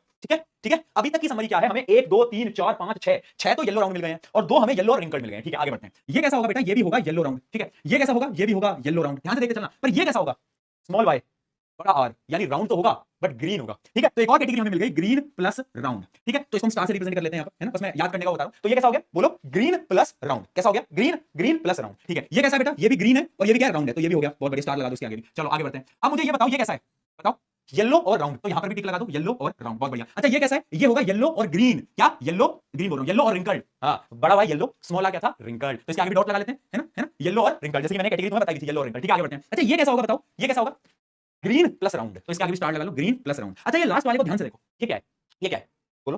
अरे भैया, ये तो एकदम डिफरेंट है यार, ये तो पता क्या है, एक बार एक कैटेगरी और बनाते हैं, ये है ग्रीन प्लस रिंकल्ड। बहुत बढ़िया, और ये एक ही है, यानी ग्रीन प्लस रिंकल्ड तो होगा एक। येलो प्लस राउंड कितने आ गए बेटा, टिक पे गिनती गिनना, 1 2 3 4 5 6 7 8 9 9 जो है वो क्या आ गए, येलो प्लस राउंड। ठीक है, अब हम देखते हैं येलो प्लस रिंकल्ड कितने हैं, तो डॉट की गिनती गिनना, 1 2 3 आए हैं। ठीक है जी, ये आ गए 3। अब हम तीसरा देखते हैं, ग्रीन प्लस राउंड कितने हैं, तो स्टार की गिनती गिनना, 1 2 3, ये भी 3 है, ये भी 3 है। तो यानी जो हमारे पास ओवरऑल 16 आउटपुट्स आए थे, यानी 16 आउटपुट्स आए थे, उन 16 में से जब हमने क्लासिफाई करा तो हमें ये पता चला कि जो रेशियो बन के आया वो रेशियो कितना आया, बताओ बेटा, रेशियो आया 9 रेशियो 3 रेशियो 3 रेशियो 1। बहुत बढ़िया। कैसे आया, 9 जो है वो तो है राउंड, येलो प्लस राउंड। ठीक है, 3 जो है वो है येलो प्लस रिंकल्ड, 3 जो है वो है ग्रीन प्लस राउंड, और इकलौता है green plus wrinkled, green plus wrinkled. बहुत बढ़िया। तो फाइनली रेशियो बन के आता है डाई हाइब्रिड क्रॉस के अंदर 9 रेशियो 3 रेशियो 3 रेशियो 1। और इस पे बहुत बार सवाल पूछा गया है, ये स्क्रीन कैसे इधर उधर हिल रही है भैया, क्या हो गया स्क्रीन को, है ना, फ्लक्चुएट मारी ना हल्की सी, पता नहीं। हाँ, तो ये बहुत बार क्वेश्चन पूछा गया है कि जो डाई हाइब्रिड क्रॉस होता है उसके अंदर ये जो रेशियो होता है 9 रेशियो 3 रेशियो 1 का, वो क्या रेशियो होता है, मतलब वो रेशियो की वैल्यू क्या होती है, तो ये आपको याद रखना है। ठीक है, this is very important, right, याद रहेगा क्या सबको, आया कैसे। अब एक बार फिर देख लेते हैं, बायो के अंदर भी हमने मैथ्स को ला दिया बेटा, बायो के अंदर भी हमने मैथ्स को ला दिया, एक बार फिर देख लेते हैं, पूरा प्रोसेस को रिवाइज करते हैं। और ये तुम्हें खुद से एक बार बनाओगे नहीं, तब तक प्रैक्टिस नहीं कर पाओगे। ठीक है, आ जाओ एक बार फिर देख लेते हैं, मैं आपको रिवाइज करा देता हूं। हुआ क्या, मेंडल भैया आए और मेंडल भैया ने बोला आज कुछ तूफानी करते हैं, तो मैंने कहा क्या करोगे तूफानी, तो मेंडल भैया ने बोला यार मेरी लाइफ ना बहुत बोरिंग हो गई है। मैंने कहा कैसे बोरिंग हो गई है यार, मैं सिर्फ मोनो हाइब्रिड क्रॉस तो कर लेता हूं, मैं एक कैरेक्टर पे स्टडी तो कर लेता हूं, बट मुझे 2 कैरेक्टर पे स्टडी करना है, मुझे तब मजा आएगा। मैंने कहा तो कर लो यार। उन्होंने कहा ठीक है, कौन से 2 कैरेक्टर पकड़ूं, तो मैंने उनको बोला ऐसा करो मेंडल भाई साहब, एक तो आप येलो और ग्रीन पकड़ लो, येलो वाला डोमिनेट करता है, ग्रीन वाला रिसेसिव होता है। ठीक है, दूसरा कैरेक्टर कौन सा पकड़ूं, तो मैंने कहा वो जो मटर होता है, कुछ राउंड होते हैं कुछ रिंकल्ड होते हैं, राउंड वाले डोमिनेट करते हैं, रिंकल्ड वाले रिसेसिव होते हैं। मैंने कहा ठीक है, तो उन्होंने प्योर प्लांट लिया जो कि कैसा था, येलो और राउंड। बहुत बढ़िया। फिर उन्होंने दूसरा प्योर प्लांट लिया जो कि कैसा था, ग्रीन और रिंकल्ड। इन दोनों का क्या कराया, क्रॉस करवाया, यानी रिप्रोडक्शन करवाया। तो यहां से एक वाई आया, एक आर आया, एक वाई आया, एक आर आया, और फाइनली F1 जनरेशन कैसी आ गई, येलो राउंड आ गई। कैसी आ गई बेटा, येलो राउंड आ गई। वो खुश, फिर उन्होंने क्या करा, उन्होंने बोला कि यार प्रशांत बहुत तूफानी करते हैं, मैंने कहा करो तूफानी, तो उन्होंने बोला कि चलो इसी को हम सेल्फ पॉलिनेशन करा देते हैं। सेल्फ पॉलिनेशन में क्या होगा, ये YYRR को इसी YYRR से मल्टीप्लाई करना पड़ेगा। अब उसके लिए पूरी मैथ की टेबल बनानी पड़ेगी, 16 आउटकम्स आएंगे। वो आउटकम्स कैसे आएंगे, एक आपको सबसे पहले ऐसा एक स्क्वायर बनाना है, ठीक है। अब क्या करोगे, बस इस पे गौर से फोकस करो, इस पे गौर से फोकस करो, यहां लिख देता हूं, इस पे गौर से फोकस करो, ठीक है। अब देखो दोनों जो कैरेक्टरिस्टिक्स है ना, उनकी अलग अलग इंपॉर्टेंस है, दोनों की अलग अलग इज्जत है। फॉर एग्जांपल आपके मान लो क्लास 10 के अंदर 4 सेक्शन है, तो हर सेक्शन की अलग अलग इज्जत है। वो अलग बात है सेक्शन डी वाला भी कोई इज्जत नहीं कर रहा है, लेकिन अब ऐसे अज्यूम करो ना कि सब में से एक एक रिप्रेजेंटेटिव होता है, क्लास रिप्रेजेंटेटिव होता है, वैसे हमें सबकी इज्जत करनी है। तो यहां से सबसे पहले इसको इससे मल्टीप्लाई करेंगे, फिर इसको इससे मल्टीप्लाई करेंगे, फिर इसको उठाएंगे, इसको इससे मल्टीप्लाई करेंगे और इसको इससे मल्टीप्लाई करेंगे। ऐसे 4 आउटकम आएंगे, उन चारों को हम यहां लिखेंगे और इनकी सेम कॉपी पेस्ट हम यहां पर लिखेंगे, ठीक है। फिर हम एक स्क्वायर बनाएंगे और क्या करते चलेंगे, स्क्वायर में डब्बों के अंदर इसको इससे मल्टीप्लाई करा तो ये आया, इसको इससे मल्टीप्लाई करा तो ये आया, सिमिलरली इसको इससे मल्टीप्लाई करा तो ये आया। ऐसे हमें 16 आउटकम्स लिखने हैं और 16 आउटकम्स से हमें ये पता चलेगा कि जो रेशियो आया वो आया 9:3:1, जिसमें से 9 कौन से थे, 9 थे येलो प्लस राउंड, 3 थे येलो प्लस रिंकल्ड और 3 थे ग्रीन प्लस रिंकल्ड और फाइनली एक मिनट, ग्रीन प्लस राउंड 3 थे और जो एक था लास्ट वो था green plus wrinkled. Done done, बताओ जल्दी बताओ क्या चीज समझ में आई।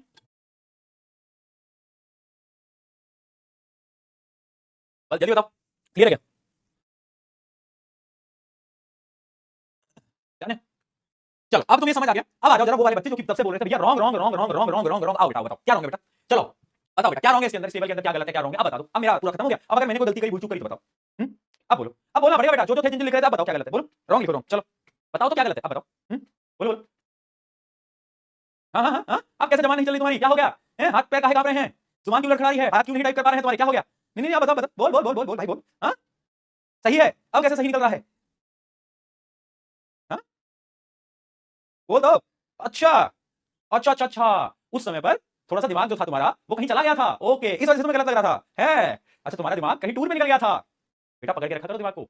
एक दिन अगर वो टूर पे निकल गया और अगर लौट के नहीं आया तो क्या करोगे, वैसे भी खास तुम उसका कुछ कर तो नहीं रहे हो, तो चला भी गया तो क्या ही आजा चलो आगे बढ़ते हैं आगे बढ़ते हैं, चलो है ना, ठीक है। तो ये हम याद रखेंगे, इसको हम पुनीट स्क्वायर बोलते हैं, है ना, पुनीट स्क्वायर बोलते हैं। और ये होता है 9:3:3:1, याद रखना बेटा। और ये 9:3:3:1 क्या है बेटा, ये फिनोटाइपिक रेशियो है। ये क्या है बेटा, फिनोटाइपिक रेशियो, जीनोटाइपिक रेशियो नहीं है, फिनोटाइपिक रेशियो है। फिनोटाइपिक रेशियो क्या होता है बेटा कि दिखते कैसे हैं, है ना, जैसे टॉल प्लांट्स कितने थे, डॉर्फ प्लांट कितने थे, तो यहाँ पर आप देख सकते हो दिखते कैसे हैं। अगर यहाँ पर मैं जीनोटाइपिक रेशियो निकालने जाऊंगा तो मैं पागल हो जाऊंगा, क्योंकि देखो कितने अलग-अलग प्रकार के जीनोटाइप हैं, वो तो हमसे पूछे नहीं जाते। इसके अंदर जीनोटाइपिक रेशियो नहीं पूछा जाता बेटा, है ना। पर आप देख सकते हो इतने अलग-अलग प्रकार के क्या है एलील्स हैं, तो हम जीनोटाइपिक रेशियो निकाल ही नहीं सकते इसका, है ना। वैसे निकाल सकते हो, ऐसा आएगा कुछ 1:1:2:1 ऐसे कुछ आएगा, बट उतना निकालने की जरूरत नहीं है, आप बस इसका फिनोटाइपिक रेशियो याद रखो, याद है, बहुत बढ़िया, ठीक है, याद रहेगा, याद रहेगा ना बेटा।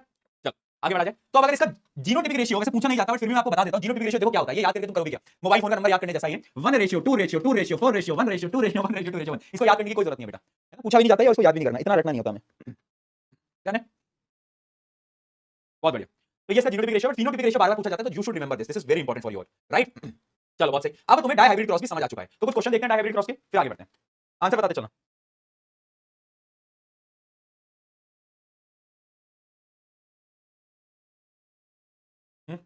भैया मेरे पापा मुझे मारते हैं, तो जिस हिसाब से तुम्हारी हरकतें हैं, पिटने तो तुम चाहिए, झूठ नहीं है इसमें कुछ भी। अच्छा तुमने वो देखा है कि जो अपने पापा लोग होते हैं उन सबका जो स्ट्रगल स्टोरी होती है वो बड़ी खतरनाक होती है, कि मेरे जमाने में तो मैं नदियां पार करके जाया करता था, किसी के पापा कह रहे हैं कि मैं तो ट्यूबलाइट में पढ़ा करता था।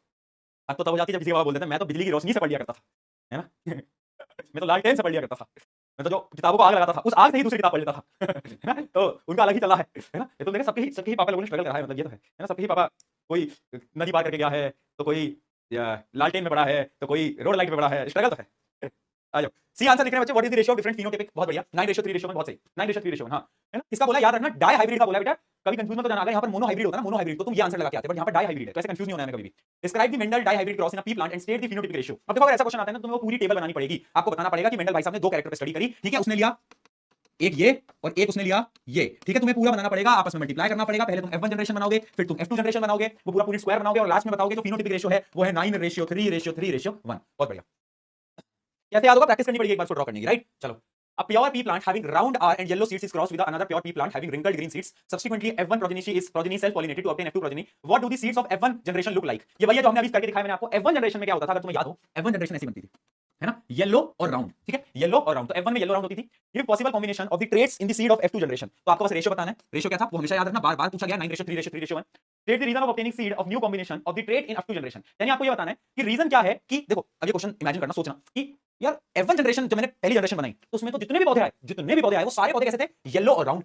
लेकिन उसके बाद की जो जनरेशन थी उसमें से कुछ पौधे तो येलो राउंड है, कुछ ग्रीन राउंड है, कुछ ग्रीन रिंकल्ड है ना। तो आखिर प्रकट कैसे हो गए हैं, आखिर अचानक से कैसे प्रकट हो गए, बताओ, आखिर अचानक से प्रकट कैसे हुए। तो देखो इसका आंसर क्या होता है, इसका आंसर मैं आपको यहाँ बता भी देता हूँ। क्या होता है, जब भी गैमेट फॉर्मेशन होता है, ठीक है, गैमेट फॉर्मेशन होता है, तो याद रखना because gene separate and mix in new ways during gamete formation and fertilisation, this cause new combination of the characteristics to appear. यानी होता क्या है कि अब जब सेल्फ पॉलिनेशन हमें कराना है तो वापस से गैमेट बनेगा, और जब वापस से गैमेट बनेगा तो जीन सेपरेट होंगे, और जीन्स जो होते हैं वो अलग अलग पेयर्स में लिंक हो जाते हैं, जैसे कि ये वाले पेयर्स और ये वाले पेयर्स अलग अलग पेयर्स में लिंक हो जाते हैं, और फिर फर्टिलाइजेशन होता है, इसलिए बहुत सारी पॉसिबिलिटीज सामने आ जाती हैं। ठीक है ठीक है, बहुत सही। Why are Mendel experiment considered the foundation of the modern genetics? क्यों बोला जाता है? क्योंकि यार मेंडल ने ये बताया कि अगर आपके पिताजी की और आपकी मम्मी की आंखें काली हैं तो आपकी आंखें ब्राउन हो सकती हैं। उन्होंने क्या बताया कि अगर आपकी और आपकी मम्मी और आपके पिताजी की आंखें ब्लैक हैं फिर भी आपकी आंखें ब्राउन हो सकती हैं। क्यों हो सकती हैं? क्योंकि जब वापस से गैमेट प्रोडक्शन होगी तो जो जीन है वो अलग अलग तरीके से जुड़ सकते हैं, है ना, अलग अलग तरीके से जुड़ सकते हैं। ठीक है, Mendel experiment laid the base of the modern genetics because they explained how traits are inherited through genes and established the law of heredity। Mendel ने दिए लॉ ऑफ हेरिडिटी। अब तुम पूछोगे क्या लॉ है, क्या लॉ है हेरिडिटी के, बताओ, तो बताएगा क्या लॉ है हेरिडिटी के। तो तीन लॉ है बेटा, तीन लॉ है। इन तीनों लॉ को अगली क्लास में करेंगे क्या कहते हो? अगली क्लास में करें इन तीन लॉ को, अभी करा दूं? फटाफट बताओ, अभी कराऊं या अगली क्लास में कराऊं? पहला लॉ तो बहुत सिंपल है, वो तो मैं पढ़ा ही देता हूं, जिसको हम बोलते हैं द लॉ ऑफ डोमिनेंस। क्या है लॉ? कि अगर एक अलील है उसमें अगर एक डोमिनेटिंग अलील है और एक रिसेसिव अलील है तो डोमिनेटिंग वाला अपना कैरेक्टर शो करेगा। तो बहुत सिंपल हो गया। ठीक है, तो आप लिख भी सकते हो इन हेटेरोजाइगस पेयर समझते हो क्या? जैसे कि ये heterozygous pair, the dominant Aleel mask the recessive one, यानी जो डोमिनेट है वो अपनी ताकत दिखाकर छोटे वाले को भगा देगा, राइट? तो यही होता है when an inherited pair of two allele is heterozygous, the allele that is called dominant while other is recessive, और इसी को हम बोलते हैं लॉ ऑफ डोमिनेंस। यानी जो ज्यादा शक्तिशाली है, जो ज्यादा डोमिनेटिंग है, वो अपने कैरेक्टर को शो करेगा, दूसरे को नहीं करेगा। तो क्या पढ़ चुके हैं ऑलरेडी? तो क्या ऑलरेडी पढ़ चुके हैं? तो यही होता है लॉ ऑफ डोमिनेंस, कुछ भी नहीं है, कुछ भी नहीं है। अगर मैं बात करूं सेकंड लॉ की, अच्छा ये जो लॉज है तीनों लॉ की स्टेटमेंट याद रखना, पूछ लिए जाते हैं। सेकंड लॉ है the law of segregation, the law of segregation. आपको पूछोगे ये क्या है? ये भी हम पढ़ चुके हैं, पहले डेफिनेशन देखो फिर बताता हूं कहां पढ़ा था। Traits have two allele that separate during gamete formation, one from each parent combined during fertilization। समझो? तुम्हें अगर याद हो ये टी था, ये स्मॉल टी था, यहां से एक आया, यहां से भी एक आया, यानी जब भी गैमेट फॉर्मेशन होता है तो एक ही आ पाता है आगे। यस और नो? अरे यस और नो, यही तो है law. The traits have two allele that separate during gamete formation, दोनों सेपरेट हो गए, one from each parent combined during fertilisation, fertilisation एक ही आता है यहां से। जैसे कि इसका एक और एग्जांपल मैं तुम्हें देता हूं, ये देखो, जब मैं सेल्फ पॉलिनेशन कराता हूं तो कैसे होता है? ये यहां से आता है और यहां से ये आता है, तो इन दोनों को मल्टीप्लाई करना पड़ता है, फिर ये आता है और फिर ये आता है, यानी दोनों पेरेंट से एक ही आ पाते हैं, है ना? लॉ ऑफ सेग्रीगेशन, सेग्रीगेशन का मतलब होता है सेपरेट हो जाना, अलग अलग हो जाना। यानी जब भी गैमेट बनता है ना, सेक्स सेल बनता है, उस समय पर एक पेरेंट से एक ही एलील पार्टिसिपेट कर सकता है, दोनों नहीं कर सकते, एक ही कर सकता है। ठीक है, तो पहले यहां से ये आएगा, फिर यहां से ये आएगा, एक टाइम पे एक ही पार्टिसिपेट कर सकता है, और इसी को हम बोलते हैं क्या? The law of segregation. क्या ये बात समझ में आई बेटा? जल्दी बताओ, जल्दी बताओ। And the last the law of independent assortment, the law of independent assortment. तुम्हें पता है क्या होता है? तुम्हें पता है क्या होता है? नहीं पता तो इसको बताएंगे भी नहीं, क्योंकि हम पढ़ेंगे इसको अगली क्लास के अंदर, जब तक के लिए ठीक है, इसको अगली क्लास में पढ़ेंगे लॉ ऑफ इंडिपेंडेंट असॉर्टमेंट, क्योंकि थोड़ा बड़ा है ना, तो इसको हम बाद में पढ़ेंगे। जब तक के लिए मिलते हैं अगली क्लास में, ठीक है?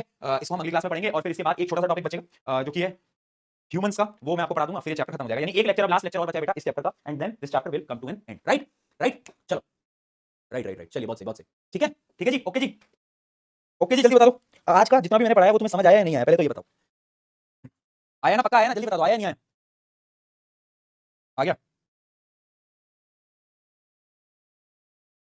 बहुत बढ़िया। अच्छा, एसीपी जो है finally the last ACP of RM batch वो अपलोड हो जाएगी आज, और उसमें बहुत प्यारा सा नोट है तुम सबके लिए, तुम सब प्यारे स्टूडेंट्स के लिए, ठीक है? जो आपको पहले पेज पे मिलेगा वो नोट जरूर पढ़ना, है ना? तो ये नोट मतलब मैंने हैंड रिटन नोट है, तो वो मैंने उसमें लगवाया है, जो आपका एसीपी का जो पहला पेज है, क्योंकि लास्ट एसीपी है, तो ऑब्वियसली बात है इसके अंदर आपको नोट देखने को मिलेगा, एंड उससे आपको बहुत सारी यादें अपनी रिफ्रेश हो जाएंगी, राइट? तो उस नोट को जरूर पढ़ना, वो बड़े प्यार से लिखा है ना? ठीक है, और सुनो मेरी बात ना, रिवाइज करके आया करो, तुम गुस्सा मत दिलाया करो, तुम मेरे प्यारे क्यूटी वूट बालिका हो, तो मेरे को गुस्सा मत दिलाया करो, मैं नहीं चाहता तुम पे गुस्सा होना, बस इतना चाहता हूं कि तुम पढ़ लो और अपने पेरेंट्स का नाम रोशन कर दो। मेरा करो ना करो, तुम अपने पेरेंट्स के लिए कर लो यार, क्योंकि मैं ना बहुत सारे पेरेंट्स से मिलता हूं ना, तो बोलते हैं पेरेंट्स की हमारा बच्चा नहीं पढ़ता, तुम्हें नहीं पता कि तुम्हारे पेरेंट्स तुम्हारी कितनी चिंता करते हैं। मैं सच बताऊं, तुम्हें नहीं पता, ठीक है? मैं मिलता हूं तो मुझे बताते हैं ओपन अप होकर पेरेंट्स की, हम चाहते हैं वो लाइफ में कुछ अच्छा कर ले, बट वो इतनी मेहनत से नहीं पढ़ती, तो मैं बस उनके बिहाफ में तुम्हें बोल देता हूं कभी कभार कि प्लीज पढ़ लो, उनके लिए पढ़ लो, वो तुमसे बहुत उम्मीदें लगाए बैठे हैं, वो ये सोच के बैठे हैं कि यार तुम हो जो कि उनके खानदान का नाम रोशन करोगे, तो उनके लिए सही मेहनत लगा दो please. This is what I can say, इतना मैं तुम्हारे लिए बोल सकता हूं, बाकी और कुछ नहीं है, बाकी और कुछ नहीं है। मैं, मेरे लिए तो तुम सब हो, है ना? तुम सब अच्छे हो, तुम सब मेहनती हो, तुम सब टॉपर हो मेरे लिए, तो मुझे, मेरे लिए कोई सेपरेशन नहीं है जैसे ये अलग है वो अलग है, नहीं, मेरे लिए तुम सब बराबर हो। बट ऑब्वियसली बात है, आपके पेरेंट्स चाहते हैं कि आप अच्छा करो, तो उनके भी हाथ में प्लीज पढ़ लेना, मेहनत लगा लो, लास्ट का टाइम आ गया ना, थोड़ी सी मेहनत करेंगे अपन, मिलकर कर रहे हैं ना अपन, तेरे को अकेला मैं छोड़ नहीं रहा, ठीक है? मिल बांट के कर रहे हैं अपन सारी चीजें, तो टेंशन मत ले, बस तू जो डेली का काम है वो डेली कर लिया, है ना? तो वो बहुत जरूरी है, ठीक है? और कभी कभार आपके पापा मम्मी आपको रोस्ट भी कर देना, वैसे टेंशन मत लिया करो, वो प्यार ही होता है उनका, ठीक है? जैसे हो जाता है, पता है एक बार ना मेरा एक दोस्त था, तो वो ना नीट की तैयारी कर रहा था, तो हुआ क्या कि उसके 2-3 अटेम्प्ट हो गए थे, उसका नीट का एग्जाम क्लियर नहीं हो पाया था। तो एक बार क्या हुआ कि मैं उसके घर गया हुआ था, और उसके जो पापा थे वो एकदम सिग्मा पापा थे, जो रोस्ट करते हैं ना ऐसे वाले। तो क्या हुआ कि उसके पापा ने उस दिन स्टेटस डाला था, कोई मोटिवेशनल स्टेटस, है ना? तो उसके पापा ने वो स्टेटस गलती से 2 बार डाल दिया था, तो वो पापा को उस पे बोलता है, पापा ये स्टेटस तो आपने 2 बार डाल दिया। तो उसके पापा रिप्लाई करते हैं कि बेटा वो जो तूने नीट का पेपर 3 बार दिया, मैंने कुछ बोला? है ना? तो अगर मम्मी पापा ऐसे रोज कर भी दे तो ज्यादा टेंशन नहीं लेनी, ठीक है? ज्यादा टेंशन नहीं लेनी, चलता रहता है उनका, चलता रहता है। चलो आ जाओ, ऑन दिस नोट आज के लेक्चर खत्म करते हैं, मिलते हैं जल्दी, and take care, love you all, take care, love you all, बहुत सारा है, बाय बाय।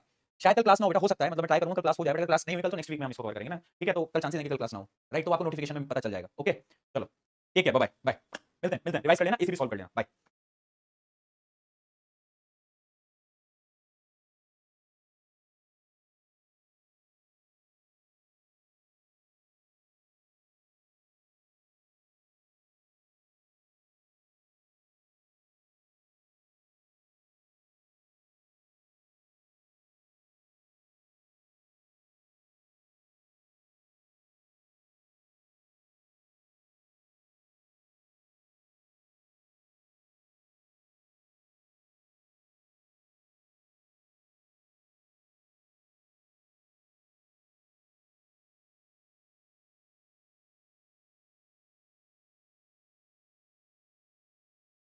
हेलो एवरीवन, क्या मेरी आवाज आ रही है?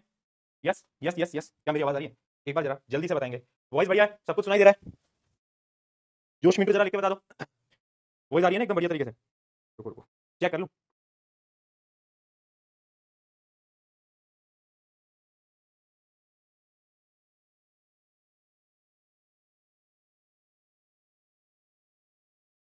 Hello everyone, how are you all? जोश मीटर कैसा है, एनर्जी मीटर कैसा है, जल्दी से जरा चार सेक्शन में लिख के बताएंगे भैया। एकदम मजे में, आप कैसे हो? बहुत दिनों बाद मिले हो। यस, अगले वीक हम मिल रहे हैं। लास्ट वीक हमारी क्लास हुई थी and finally we are here at the last lecture of heredity. और कल यानी थर्सडे को आरंभ बैच क्लास 10 साइंस समाप्त हो जाएगा। कल वो आखिरी पल है जो हम इस बैच के अंदर लाइव इंटरेक्शन कर रहे होंगे। और कल की तारीख यानी 6 तारीख 6 ऑफ नवंबर के बाद ये लाइव मिलना, ये लाइव बातें करना कहीं ना कहीं हमारा बंद हो जाएगा। तो कल एक आखिरी पल, एक आखिरी दिन, the last class of class 10 आरंभ बैच साइंस। तो अपने सब दोस्तों को बता देना, कल वैसे तो डाउट क्लास है, कल एसीपी हम इसकी डिस्कस करेंगे, सॉल्व करेंगे। लेकिन मैं चाहता हूं कि हमारे जितने भी दोस्त हैं क्योंकि आरंभ बैच में पढ़ रहे हैं, है ना, कुछ बच्चे के बैकलॉग हो गए तो वो आ नहीं पाए, हेरिडिटी उन्होंने नहीं पढ़ा अभी तक, तो कोई टेंशन वाली बात नहीं। बट कल के लेक्चर में जरूर होना, क्योंकि कल बस तुमको कुछ बातें करनी है तुमसे, है ना। तुम्हें डाउट सॉल्व तो करूंगा बट तुमसे बहुत सारी बातें कल करनी है ना, हार्ट टू हार्ट कन्वर्सेशन करनी है। थोड़ा बहुत मैं मोटिवेट करूंगा और आगे हम इस जर्नी में कैसे साथ रहने वाले हैं उन बारे में भी हम बात करेंगे। तो will discuss it tomorrow, right right. अब जोश मीटर को हाई रखते हैं। अब जोश मीटर को हाई रखते हैं। ठीक है ठीक है, अभी ना जाओ छोड़ के, ये दिल अभी भरा नहीं। दिल तो भरता नहीं है but every ending has a new beginning. जब तक हम एक चीज को अंत नहीं करेंगे तो नई चीज का आरंभ नहीं होगा। क्यों? क्योंकि आरंभ के बाद जो आएगा, आरंभ के बाद जो आएगा ना, वो एक ऐसी चीज है जो कि तुम्हारी प्रिपरेशन में चार चांद लगा देगा। एक ऐसी चीज जो कि तुम्हें यहां से उठाकर यहां खड़ा कर देगा। ठीक है, it is coming soon, very very very soon. Yes, वही चीज जिसने पिछले 2 साल से रैंक 1 ऑफ सीबीएसई दिया है, वही चीज फिर से आ रही है। और इस बार कुछ नए सरप्राइजेस के साथ आ रही है। एक ऐसा सरप्राइज जो कि इंडिया में आज तक कोई नहीं कर पाया, बट अब आएगा और ऐसा आएगा कि सब शॉक हो जाएगा। मजा आएगा, बहुत मजा आएगा। We are very excited, we are very excited, right. अच्छा, एक चीज इस लेक्चर को हम स्टार्ट करते हैं। आई होप कि आप पिछला रिवाइज करके आए होंगे। Officially this is the last lecture, but सबसे पहले यार मैं तुम्हें शुक्रिया कहना चाहता हूं, मैं तुम्हें धन्यवाद देना चाहता हूं। क्यों? क्योंकि आज से कुछ दिन पहले एक चीज मेरे घर पे आई और वो क्या है, कोई गेस कर सकते हो? उसको देख के मेरी आंखों में से पानी आ गया। मतलब मुझे ऐसा लगता है कि कुछ चीजें ना जिनको आप मैनिफेस्ट करते हो, आप ड्रीम करते हो, आप सोचते हो कि यार जीवन में शायद मुझे मिलेगा, और वो मेरे पास जब आ जाता है तो उसकी खुशी अलग होती है। कोई करेगा गेस क्या आया घर पे? क्या आया होगा? और वो तुम सबके बिना पॉसिबल कभी था ही नहीं। तुम सबने जितना प्यार दिया ना, I am very very very thankful. और वो चीज देख के ना, मतलब मैं तुम्हें क्या बताऊं यार, तुम खुद देखोगे तो तुम्हें पता चलेगा। गैस कर रहे हैं सब? गैस कर रहे हैं? क्या लग रहा है? क्या लग रहा है? क्या लग रहा है? तुम सबको कैसे पता? तुम सबको कैसे पता रे? तो this is something very very very, finally ये चीज हमारे पास आ चुकी है। बहुत हैवी है, बहुत भारी है, but yes, this is the diamond play button. पीछे नाम लिखा हुआ है, तुम्हारे पहचान लिएगा अगर तुम्हें दिख पा रहा हो। और ये तुम्हें अगर दिख रहा हो, है ना, तो ये क्या है? Diamond play button. एंड ये शाइन मार रहा है, देखो डायमंड की तरह एकदम शाइन शाइन शाइन शाइन। वैसे अगर साइंस के स्टूडेंट हो तो तुम्हें पता होगा कि डायमंड पे शाइन करता ही नहीं है बट ये आया यार, कितना कितना प्यारा है। मैं तुम्हें बता नहीं सकता। मैं बस शुक्रिया बोल सकता हूँ, थैंक यू बोल सकता हूँ, क्योंकि ये ना ड्रीम होता है। मतलब मेरे हिसाब से करोड़ों लोगों का ड्रीम होता है कि एक दिन हमारे घर में भी ये चीज डिलीवर हो। तो कभी मैं भी जब था ना छोटा, तो मैंने भी मैनिफेस्ट करा था। जब मैं भी बड़े बड़े यूट्यूबर्स को देखता था ना, तो मैं भी सोचता था यार इनके पास डायमंड प्ले बटन है, इनके पास इतने गोल्डन प्ले बटन है। और जब ये आया ना, तो I can't control my emotions because this is something very precious. बहुत बहुत अच्छा लगा। तो बहुत बहुत शुक्रिया इतने सारे प्यार के लिए। तो मैंने सोचा कि तुम लोगों को तो दिखा दूं, तुम लोगों को भी दिखा दूं। ये आप सबका है, हम सबका है। तो लेट्स कांग्रेचुलेट ईच अदर। एक दूसरे को कांग्रेचुलेशंस बोलते हैं कि हम सबने ये हासिल करा है ना। एंड आई एम, मतलब मैं बहुत प्राउडली बोल सकता हूं कि मैं one of the youngest creator बन गया हूं इंडिया का जिसके पास ये है। तो बहुत बहुत बहुत शुक्रिया, बहुत शुक्रिया। ठीक है, चलो चलिए जी, चलिए जी। पता है इसके ना, ये आया एक्चुअली घर पे था और दीदी ने ना वो एक प्रैंक करा था मेरे साथ। उस दीदी घर पे थी तो मुझे पता नहीं था ये आ गया। मेरी क्लास वगैरह चल रही थी, रिकॉर्डिंग चल रही थी, तो उसने ब्लॉग रिकॉर्ड करा था। वो आएगा शायद, आज ही आएगा मेरे हिसाब से, आज आ जाएगा। तो देख लेना, मजा आएगा देख के। मेरे से पूछ के डब्बे में क्या है, मुझे क्या पता भाई डब्बे में क्या है। चलो आ जाओ, स्टार्ट करते हैं। हेरेडिटी के लास्ट लेक्चर में हमने डाई हाइब्रिड क्रॉस तक पढ़ लिया था। एक बार रिवाइज करें, डाई हाइब्रिड क्रॉस कैसे बनता था? डाई हाइब्रिड क्रॉस कैसे बनता था बेटा? याद है किसी को? याद है किसी को? मान लो राउंड राउंड येलो येलो दो कैरेक्टर्स को एक दूसरी सीड ली जो कि कैसी थी? Wrinkled wrinkled green green. याद आ गया? इन दोनों को क्या करा दिया?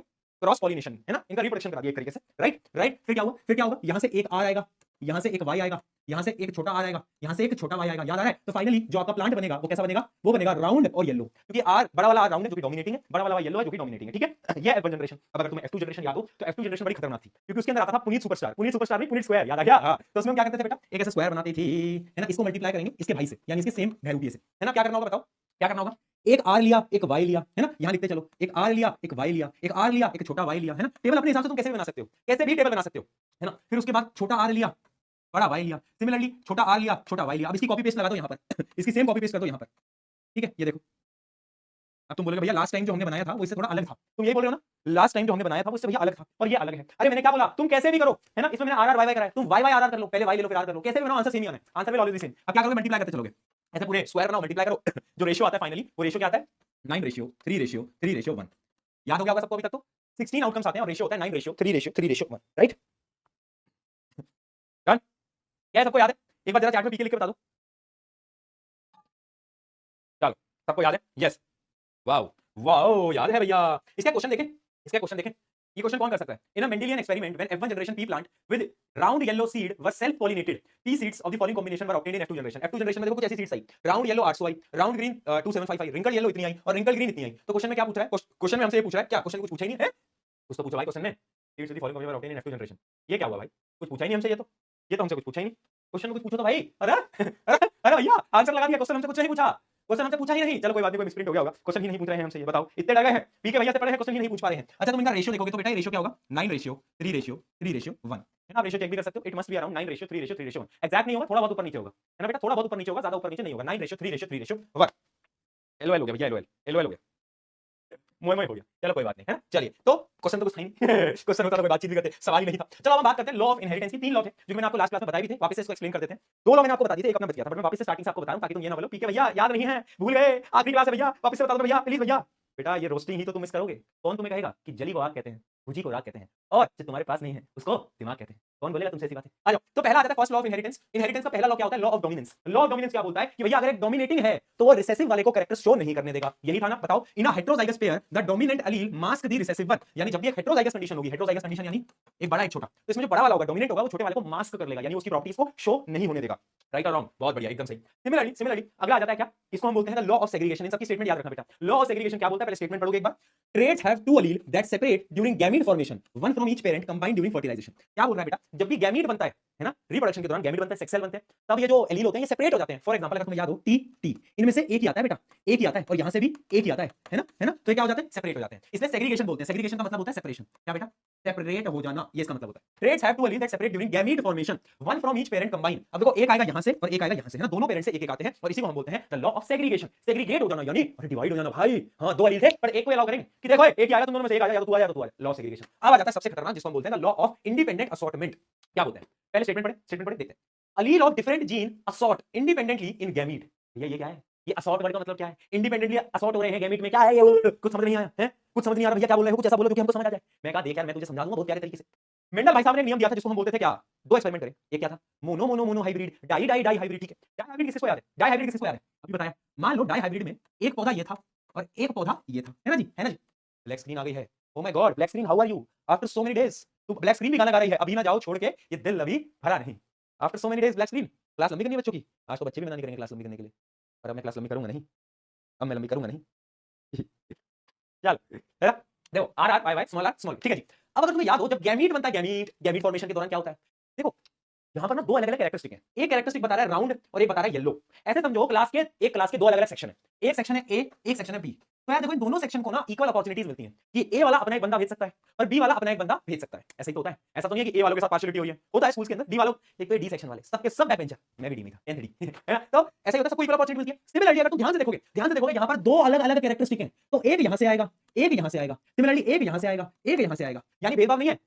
दोनों कैरेक्टर्स को अपना एक एक बंदा भेजने को मिल रहा है। ऐसा नहीं है कि इन चारों में से एक आए। क्या बोल रहा हूं मैं बेटा? क्या बोल रहा हूं मैं बेटा? इन चारों में से एक नहीं आ सकता, इन चारों में से एक नहीं आ सकता, है ना। एक कैरेक्टर का एक आएगा, एक कैरेक्टर का एक ही पार्टिसिपेंट अलाउड है ना, है ना। और ये जो आर है ये इंडिपेंडेंट है इससे। अब एक बार स्टेटमेंट वापस पढ़ते हैं। अब तुम एक बार फिर क्लिक करेगा। देखो अलील्स ऑफ डिफरेंट जीन यानी देखो जीन एक कैरेक्टर के बारे में बातचीत हो रही है ना। अलील ऑफ डिफरेंट जीन यानी एक जीन तो बता रहा है राउंड सीड और एक जीन बता रहा है colour of the seed, yellow seed, ठीक है। तो ये 2 डिफरेंट जीन है, ठीक है। अलील of the different gene assort यानी बोल सकते हो तुम पार्टिसिपेट, पार्टिसिपेट बोल सकते हो। असॉर्ट इंडिपेंडेंटली इनटू गैमीट, यानी जब गैमीट फॉर्मेशन हो रहा है तो इसका और इसका आपस में कोई लेना देना नहीं। जैसे कि यहां पर मैंने आपको बताया कि भाई ये दोनों डील नहीं कर सकते कि ये बोले इसको कन्विंस कर ले क्यों है वाई, मेरी बात सुन, तू अपने बंदे को अंदर रख ले, मैं अपने दोनों आर बंदों को आगे भेज देता हूं।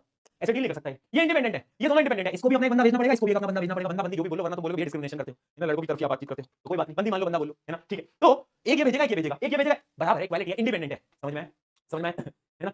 हां, यानी लॉ ऑफ इंडिपेंडेंट असॉर्टमेंट क्या बोलता है? ड्यूरिंग गैमेट फॉर्मेशन क्या the Aleel of different gene, अलग-अलग जीन के जो अलील है असॉर्ट इंडिपेंडेंटली यानी पार्टिसिपेट इंडिपेंडेंटली, आपस में उनका कोई लेना देना नहीं है। वो बोलते हैं भैया ना मैं तुझे जानता हूं ना मैं तुझे जानता हूं, को है ना, उनका आपस में कोई लेना देना नहीं है। This is called the law of independent assortment. I hope आपको अब ये समझ में आया होगा। अगर समझ में आया तो जरा चैट के अंदर पीके लिख के बता दो।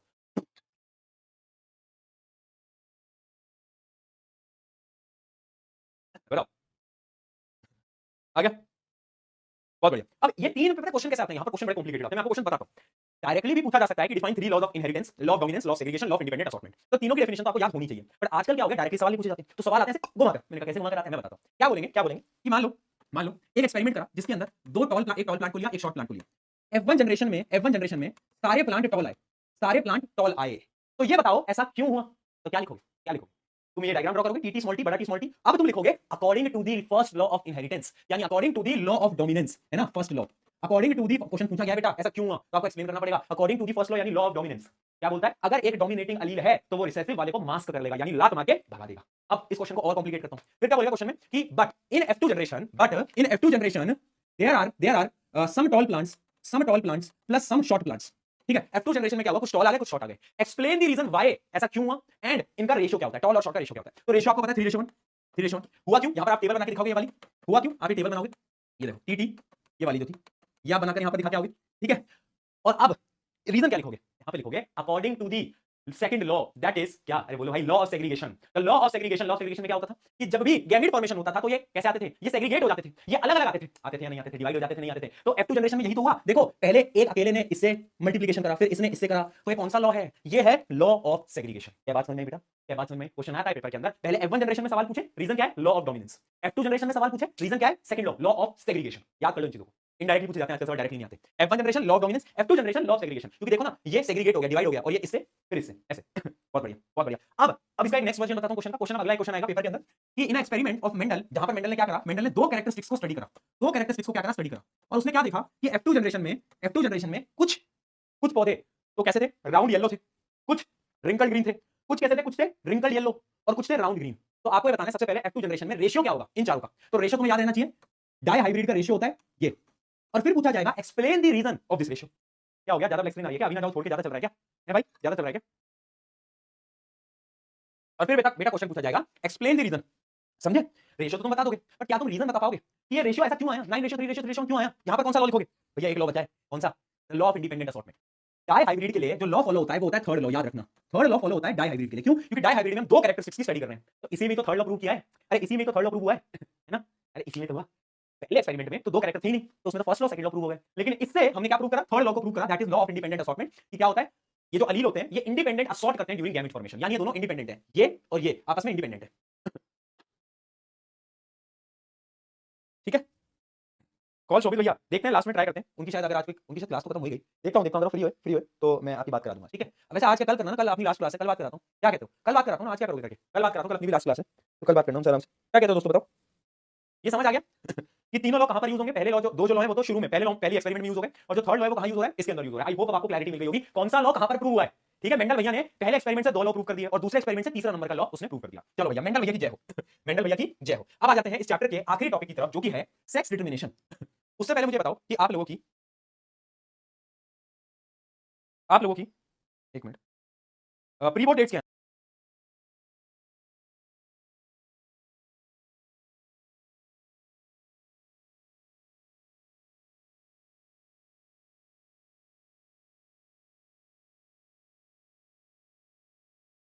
मिड में है भैया, बहुत सारे बच्चों के दिसंबर में भी है, कुछ के नवंबर में भी है। ठीक ठीक है, नवंबर मिड में है चलो ठीक है फिर मैं तुम्हारे लिए वीडियो ला दूंगा, ओके ला दूंगा। ठीक, चलो अब आते हैं एक लास्ट टॉपिक की तरफ, जो कि है सेक्स डिटर्मिनेशन। सेक्स डिटर्मिनेशन का क्या मतलब है कि भैया जो बच्चा हुआ है वो लड़का होगा या लड़की, वो किस पे डिपेंड करेगा, किस पे डिपेंड करेगा। मैं ना एक आपको बहुत जीवन की सच्चाई बताता हूँ, मतलब मुझे ऐसा लगता था कि हमारा देश में बहुत आगे बढ़ गया है, लेकिन आज भी अगर आप किसी गांव में जाओगे ना, तो जो फीमेल होती हैं उनको थोड़ा इंफीरियर दिखाया जाता है, नीचा दिखाया जाता है, ये रियलिटी है। आज भी आप गांव में जाओगे तो हम चाहे कितनी तरक्की कर लें, ये गांव की सच्चाई बन गई है। तो मैंने एक चीज नोट करी है कि अगर कोई भी औरत किसी लड़की को जन्म देती है तो उस औरत में दोष बताया जाता है कि यार उस औरत की गलती है कि उसने एक बेटी जन्म ली। लेकिन साइंस ये बोलती है कि डिपेंड लड़कियों पे नहीं करता कि उनका जो चाइल्ड होगा वो लड़का होगा या लड़की, डिपेंड मेल पे करता है। हाँ, यानी फीमेल पे डिपेंड करता ही नहीं है साइंस के हिसाब से, इट डिपेंड्स अपॉन मेल। ऐसे गलती मेल की भी नहीं है, पूरी साइंस है, लेकिन फीमेल पे तो डिपेंड नहीं करता कुछ भी, डिपेंड तो ये मेल पे करता है। तो अगर दोषी ठहराना है तो लड़कों को ठहराओ ना, मेल को ठहराओ। गांव के अंदर देखा ना आपने, औरतों को दोषी ठहराया जाता है कि लड़की जन्म हो गई, वैसे तो क्यों ही करना पड़ेगा, कर भी रहे हो। तो एक्चुअली में साइंस के हिसाब से इट डिपेंड्स अपॉन मेल। तुम भी शौक हो गए होगे है ना कि भैया मेल पे कैसे डिपेंड कर रहा है, हो गए तुम भी शौक हो गए कि भैया कैसे कैसे डिपेंड कर रहा है ना। तो मैं तुम्हें आज साइंस समझाता हूं इसके पीछे की मैं समझाता हूं साइंस इसके पीछे की। पहले डेफिनेशन देखते हैं, the process through which sex of the newborn individual is established. एक ऐसा प्रोसेस जिससे कि जो नया यंगर बनाया है उसका जो सेक्स है वो कैसे डिटरमाइन किया जाएगा। ठीक है, चलो तो इस प्रोसेस को हम कैसे बताऊं मैं आपको एक टेबल की मदद से बताता हूं। देखो होता क्या है, हमारे पास क्रोमोसोम्स होते हैं, जैसे कि मैं आपको शुरू में बता चुका हूं, है ना। हमारी बॉडी में बहुत सारे क्रोमोसोम्स होते हैं, बट अगर मैं हमारे सेक्स क्रोमोसोम्स की बात करूं तो मेल के अंदर होते हैं एक्स वाई क्रोमोसोम्स। क्या होते हैं बेटा, एक्स और वाई क्रोमोसोम्स। फीमेल के अंदर होते हैं बेटा एक्स एक्स क्रोमोसोम। क्या होते हैं, एक्स एक्स क्रोमोसोम। फीमेल के अंदर एक्स एक्स क्रोमोसोम होते हैं, मेल के अंदर एक्स वाई क्रोमोसोम होते हैं। क्रोमोसोम तो शुरू में बता दिया था मैंने चैप्टर के, क्रोमोसोम क्या होते हैं, है ना। ठीक, अब मान लो फर्टिलाइजेशन हुआ, फर्टिलाइजेशन से क्या होगा कि यहां से ये रही फीमेल और ये रहा मेल, ठीक है, ये इसका क्रोमोसोम, ये इसका क्रोमोसोम, ठीक है जी। अब होगा क्या कि जब भी फर्टिलाइजेशन होता है, मैंने आपको बताया लॉ ऑफ सेग्रीगेशन, यानी एक पार्टिसिपेट कर पाता है, बताया ना मैंने, एक पार्टिसिपेट कर पाता है। तो मान लेते हैं पहले यहां से ये पार्टिसिपेट करेगा और यहां से ये पार्टिसिपेट करेगा, तो अगर मैं इन दोनों को बनाऊं तो ये आ जाएगा एक्स एक्स, ठीक है। फिर क्या होगा, फिर ये पार्टिसिपेट करेगा, ये पार्टिसिपेट करेगा, तो ये हो जाएगा एक्स वाई। फिर अब ये पार्टिसिपेट करेगा, ये पार्टिसिपेट करेगा, तो ये हो जाएगा फिर से एक्स एक्स। फिर ये पार्टिसिपेट करेगा, ये पार्टिसिपेट करेगा, तो ये हो जाएगा एक्स वाई, ठीक है। तो यहां पर चार सिनेरियोस बन रहे हैं बेटा, अगर तुम ध्यान से देखो चार सिनेरियोस बन रहे हैं, एक है X X X Y, X X X Y, ठीक है। अब ये मुझे बताओ एक्स एक्स ये क्या है?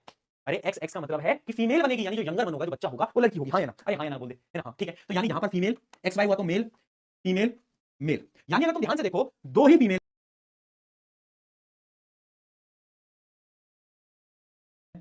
और दो ही मेल हैं, यानी अगर मैं रेशियो निकालूं तो रेशियो होगा 1:1, यानी 50-50% चांसेस है ना? जब भी रिप्रोडक्शन होता है तो देयर आर 50% चांसेस कि या तो मेल होगा या तो फीमेल होगा, क्योंकि हमने प्रूव कर दिया, क्योंकि हमने प्रूव कर दिया रेशियो देखो 1:1 है ना? तो 50-50% चांसेस है, मेल भी हो सकता है, फीमेल भी हो सकता है, बॉय भी हो सकती है, गर्ल भी हो सकती है, ठीक है। लेकिन अगर तुम ध्यान से देखो डिपेंड किस पे कर रहा है? डिपेंड कर रहा है लड़कों पे, क्योंकि फीमेल के पास तो एक्स क्रोमोसोम है, वो तो एक्स क्रोमोसोम ही देंगी, उनके पास तो कोई ऑप्शन ही नहीं है। लेकिन मेल के पास है एक्स और वाई क्रोमोसोम। अगर मेल से एक्स क्रोमोसोम पार्टिसिपेट करेगा तो हमेशा क्या बनेगा? देखो एक्स क्रोमोसोम ने जब भी पार्टिसिपेट करा तो हमेशा क्या बनी बेटा? हमेशा बना है ये देखो फीमेल, देखो फीमेल, यानी अगर मेल में से एक्स क्रोमोसोम पार्टिसिपेट करेगा तो फीमेल बनेगा, और जब भी मेल का वाई क्रोमोसोम पार्टिसिपेट करेगा तो मेल बनेगा। क्या हो रहा है? कुछ ग्लिच ग्लिच बता रहे बच्चे, देख लो एक मिनट, एक मिनट, क्या ग्लिच?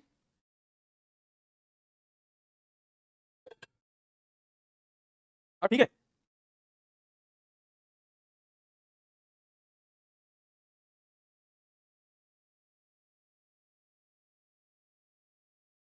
क्या करूं? कोई दिक्कत आ रही है क्या? रुको एक मिनट, फिर मैं देखता हूं। ब्लैक स्क्रीन काफी बार बच्चों ने लिख दिया एक्चुअली।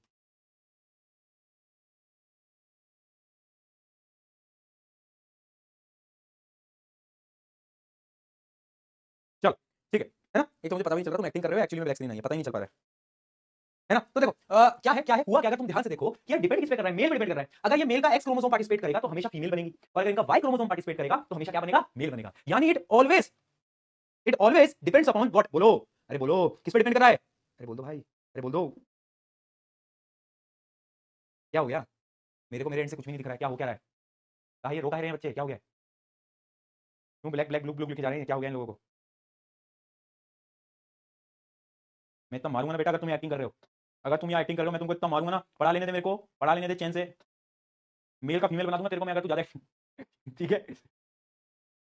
आखिरी क्लास में सुन के जाओगे मुझसे, आखिरी क्लास में सुन के जाओगे, और ऐसा सुन के जाओगे कि कभी तुमने सोची नहीं होगी ठीक है जी। हाँ डिपेंड कर रहा है मेल पे, ठीक है। अच्छा अब यहाँ से हमें क्या समझना है? पहले तो टेबल बहुत इंपॉर्टेंट है जो मैंने आपको बताई, उसके अलावा ये समझ आया कि मेल और फीमेल बनने का जो रेशियो है, जो चाइल्ड या तो लड़का होगा तो लड़की होगा, वो रेशियो 1:1 होता है, यानी 50-50% होता है। और डिपेंड किस पे करता है बेटा? डिपेंड एक्चुअली पे मेल पे करता है। अगर एक्स आया तो फीमेल, वाई आया तो मेल, बात खत्म, बात खत्म, ठीक है, बहुत बढ़िया, बात खत्म, ठीक है जी, इतना समझ आ गया हमको, ठीक है। चलो अब हम और चीजों के बारे में बात करते हैं। ये मैंने आपको पूरी साइकोलॉजी समझा दी है। बेसिकली होता क्या है ना, हमारे ह्यूमंस के अंदर ना 23 पेयर ऑफ क्रोमोसोम होते हैं। कितने? 23 पेयर, जिसमें से कि जो 22 पेयर होते हैं उनको हम ऑटोसोम्स बोलते हैं, और एक पेयर होता है जिसको हम एलोसोम्स बोलते हैं, यानी सेक्स क्रोमोसोम, जो कि मैंने आपको बताया, जो मैंने अभी आपको क्रोमोसोम बताया ना, उसको सेक्स क्रोमोसोम बोलते हैं, यानी अरे बोलो एलोसोम्स, जो कि मेल के अंदर एक्स वाई होता है, फीमेल के अंदर एक्स एक्स होता है। बाकी ये जो 22 पेयर है इनको हम ऑटोसोम्स बोलते हैं, ये हमारी पूरी बॉडी के अंदर होते हैं। इसके अंदर बॉडी के अंदर याद रखना 22 पेयर बोला मैंने, 22 पेयर यानी 44, एक्चुअली में 44 होते हैं राइट, ठीक है जी, है ना? Factors affecting sex determination, sex determination किस पे डिपेंड करता है? देखो बेसिकली दो चीजों पे डिपेंड करता है। कुछ ऑर्गेनिजम्स में एनवायरनमेंट पे डिपेंड करता है, हाँ एनवायरनमेंट पे। तुम्हें पता है कुछ बर्ड्स होती हैं, अंडा होता है ना, अंडा, अंडे के ऊपर वो बैठती हैं, उसको गर्मी देती हैं, तो एक्चुअली में उस अंडे को कितनी हीट मिलेगी इस पे डिपेंड करता है कि जो बच्चा आएगा वो मेल होगा या फीमेल होगा।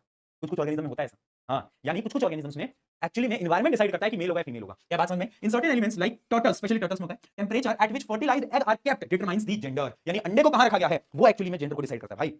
हाँ तो तुम्हारे साथ भी ऐसा होता तो हाँ ऐसा होता है, ठीक है, टर्टल्स के केस में ऐसे होता है। और दूसरा तो तुम्हें बताइए जो कि जेनेटिक्स, दूसरा किस पे डिपेंड करता है? सेक्स डिटरमिनेशन जेनेटिक्स पे, कि क्रोमोसोम्स कैसे कंबाइन हुए हैं, वो तो मैं तुम्हें पूरी पूरी साइकोलॉजी बता चुका हूं, ठीक है। ये सब मैं आपको बता चुका हूं ऑलरेडी, ये मैंने आपको बता दिया, ठीक है। चलो आगे बढ़े। अच्छा मुझे बताओ मेल और फीमेल में से कौन सा ऐसा ऑर्गेनिज्म है जिनके जो सेक्स क्रोमोसोम है वो होमोजाइगस है?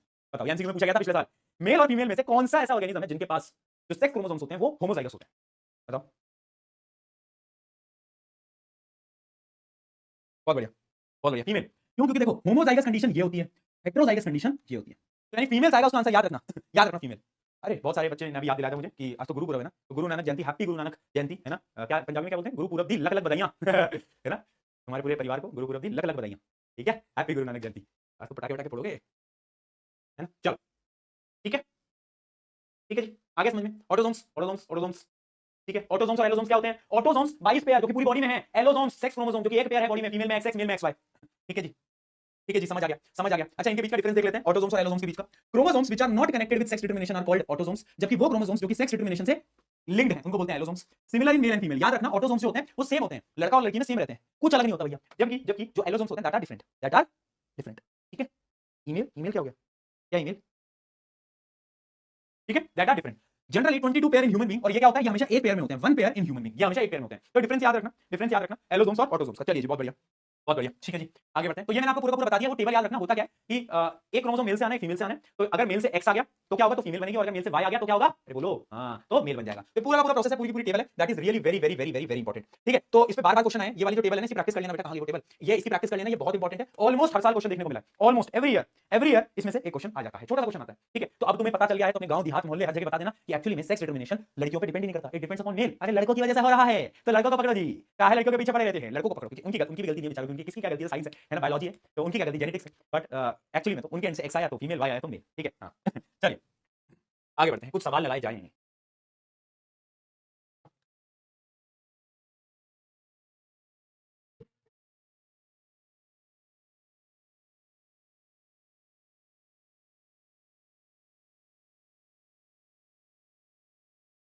बताओ क्या बोला, when a pure tall is cross with pure डॉफ, what will be the phenotypic ratio tall plant in F2 generation. आपको ये बताना है, आपको बताना है कि रेशियो क्या होगा इन F2 जनरेशन। अब तुम्हें पता होगा फिनोटाइपिक यानी दिखने में कैसा है, तो 3:1, राइट। सबने ये लगाया 3:1, बहुत बढ़िया। चलो आगे बढ़ते हैं। In a cross between heterozygous and dwarf pea plant what is the probability of getting all tall plant. बताओ भाई, अब ये क्वेश्चन थोड़ा डिफरेंट है। इसमें क्या बोला है, एक तो है हमारे पास heterozygous tall plant. Heterozygous tall plant क्या होता है बेटा, ऐसा होता है बेटा, हेटेरोजाइगस टॉल प्लांट यानी एक टॉल होगा एक शॉर्ट होगा, ये इसका मतलब। अगर यहाँ पर होमोजाइगस टॉल प्लांट लिखा होता तो इसका मतलब ये होता, ठीक है, हाँ। And a dwarf pea plant यानी इसको हमने क्रॉस कराया है इसके साथ, हमने क्रॉस कराया है इसके साथ, तो आपको बताना है what is the probability of getting a tall plant. अभी आपने मैथ में प्रोबेबिलिटी तो पढ़ी होगी, राइट। तो क्या प्रोबेबिलिटी है, कैसे करोगे, सबसे पहले इसको इससे मल्टीप्लाई करोगे, फिर इससे करोगे, तो टी स्मॉल टी, बड़ा टी स्मॉल टी, फिर करोगे छोटा टी छोटा टी छोटा टी छोटा टी, चार पॉसिबिलिटी आ गई, टॉल टॉल शॉर्ट शॉर्ट। तो देखो 50% ही शॉर्ट आ रहे हैं, 50% ही शॉर्ट आ रहे हैं और 50% ही टॉल आ रहे हैं, है ना, हाँ। यानी जो प्रोबेबिलिटी होगी टॉल प्लांट्स की वो कितनी होगी, 50%। कितनी होगी बेटा, 75। कहां से लिख रहे हो, क्वेश्चन पढ़ ले। एक टी स्मॉल टी है, दोनों छोटे टी है, कैसे आ गया तेरा आंसर भाई, बता। ये तो टॉल होंगे, ये तो शॉर्ट होंगे। 50-50% होगी, प्रोबेबिलिटी 1/2 होगी। चलो, in a dihybrid cross between round yellow and wrinkled green seed produce F2 progeny showing which phenotypic ratio। phenotypic ratio तुम्हें पता है कितना होता है, डायहाइब्रिड का, मोनोहाइब्रिड का नहीं, डायहाइब्रिड का 9:3:3:1। explain the role of chromosome in inheritance of the trait and sex determination relating Mendel's law of modern chromosome theory। क्या बोला बेटा कि आपको बताना है कि क्रोमोसोम का क्या रोल है इनहेरिटेंस में, ठीक है, एंड सेक्स डिटरमिनेशन में, ठीक है जी, आपको ये बताना है।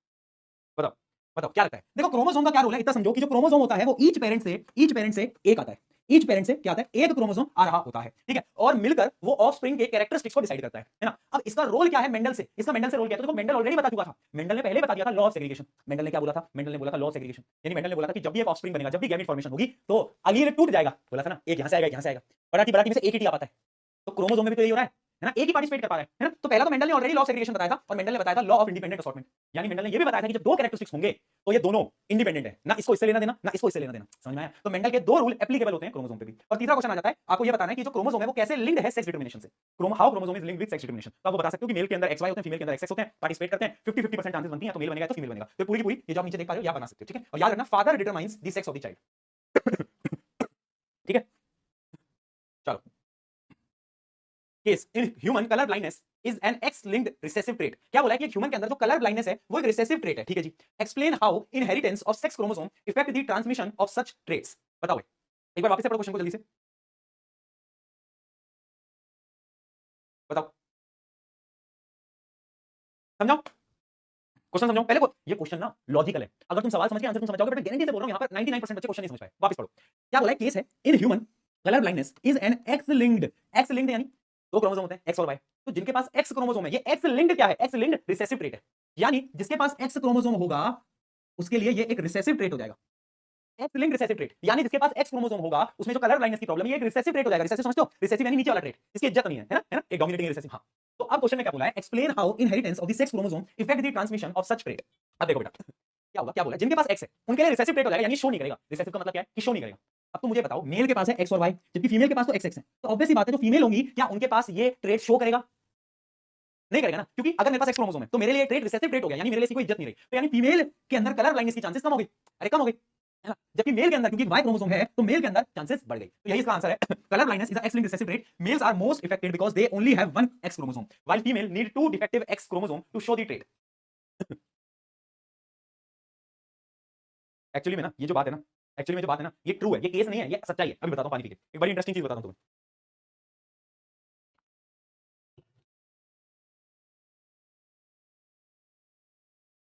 देखो क्या है कि ये बात सत्य है कि लड़कों के अंदर कलर ब्लाइंडनेस की चांसेस ज्यादा होती हैं। ये सच है, लड़कियों में बहुत कम लड़कियां होंगी जिनको कलर ब्लाइंडनेस होगी। क्यों? क्योंकि अगर लड़कियों के अंदर कलर ब्लाइंडनेस चाहिए तो आपके ये जो दोनों एक्स क्रोमोसोम है ना, दोनों एक्स क्रोमोसोम क्या होने चाहिए? डिफेक्टिव होने चाहिए। यानी इसमें भी कलर ब्लाइंडनेस होनी चाहिए और इसमें भी कलर ब्लाइंडनेस होनी चाहिए। तब जाकर आप कलर ब्लाइंड कहलाओगे, जिसकी चांसेस बहुत कम है। जबकि जो लड़के होते हैं उनका क्रोमोसोम होता है XY, तो अगर उनका ये वाला एक्स क्रोमोसोम डिफेक्टिव निकल गया ना, अगर एक एक्स क्रोमोसोम भी डिफेक्टिव निकल गया तो इनका गेम खत्म, कलर ब्लाइंड हो जाएंगे। जबकि फीमेल को दोनों एक्स चाहिए डिफेक्टिव, तब जाकर ये कलर ब्लाइंड कहलाएंगे। समझे बात को? और ये सत्य है, ये साइंस है। इस वजह से लड़कों को ज्यादा, जैसे आपके शोभित भैया को भी हाँ हाँ, बहुत बढ़िया ठीक है। चलो, draw flow chart showing genetic sex determination in human and mention the probability of each sex. 50-50 होती है, वो मैं आपको ऑलरेडी बता चुका हूं, है ना। आगे बढ़ूं, ये क्वेश्चन कर लोगे ना, वो चार्ट पूरा आपको बनाना है XY XX। ठीक है। How many pair of autosomes and sex chromosome? ये तो बहुत सिंपल हो गया। बताओ, 22 पेयर के ऑटोसोम होते हैं और एक पेयर क्या होता है बेटा? एक पेयर अपना सेक्स क्रोमोसोम होता है। तो आंसर आ जाएगा हमारा C. The cross between RRYY RR small y gives F1 on selfing F1 what phenotypes and ratios are expected? देखो, ये क्वेश्चन मैंने आपको बताया था। डाई हाइब्रिड क्रॉस के अंदर F2 जनरेशन का रेशियो तो सबको याद है, लेकिन अब क्या पूछा गया आगे? What law does this prove? ये कौन सा लॉ प्रूव करता है? तो तुम्हें याद हो, डाई हाइब्रिड क्रॉस जो थर्ड लॉ होता है ना, the law of independent assortment, उस लॉ को ये प्रूव करता है। याद रहेगा। चलिए, differentiate between autosomes and allosome, ये मैं अभी आपको पूरी स्लाइड के हिसाब से करवा चुका हूं। What are sex chromosome? Sex chromosome क्या होते हैं? जो कि डिटरमाइन करते हैं कि जो बेबी होगा वो मेल होगा या तो फीमेल होगा। How do they differ in male and female? Male के अंदर XY, फीमेल के अंदर XX। ठीक है जी। Explain the chromosomal basis of sex determination, यानी आपको वही डायग्राम बनाना है कि मेल के अंदर X, देखो घुमा कर आ रहा है क्वेश्चन, आंसर सेम है। 2024, 20, 17, 19 और सबके अंदर आंसर सेम। वही आंसर आपको लिखना है, वो जो टेबल है ना, ये वाली, बस ये वाली जो टेबल है, यहां से वो जो चार आपको दिखाने आउटकम्स, वही टेबल बना के आनी है, बाकी कुछ भी नहीं है। ठीक है जी। Who determines the sex of the child, mother or father? अब आंसर लिखोगे फादर। Give reason. क्यों होता है? क्योंकि father has X and Y chromosome. अब इस क्वेश्चन के अंदर भी बेटा आपको टेबल ही बनानी है, इस क्वेश्चन के अंदर भी आपको यही वाली टेबल बनानी है ना। सो इफ द फादर, और फिर लास्ट में लिखना है इफ द फादर इनहेरिट, यानी फादर सामने जो बच्चा है उसको वो X क्रोमोसोम देगा तो हमेशा फीमेल बनेगी, और अगर फादर Y क्रोमोसोम देगा तो क्या बनेगा? तो मेल बनेगा। ठीक है, ठीक है, ये आपको बस लिख के आना है, बाकी कुछ भी नहीं लिखना है। डन? ठीक है, okay. Explain the Mendel law of dominance with the help of example. Mendel law of dominance को तुम लिख दोगे, बट एग्जांपल क्या दोगे? अरे वो बड़ा टी छोटा ट्री, F1 जनरेशन में क्या हुआ था? सारे पौधे टॉल थे, याद आ गया? मेंडल का एक्सपेरिमेंट F1 जनरेशन। हां, what is law of segregation? Explain it's biological basis. Law of segregation तो लिखोगे, पर कैसे एक्सप्लेन करोगे? यहां पर भी मेंडल का वो मोनोहाइब्रिड, उसकी F2 जनरेशन के अंदर 3 टॉल प्लांट, 1 शॉर्ट प्लांट, क्यों हुआ?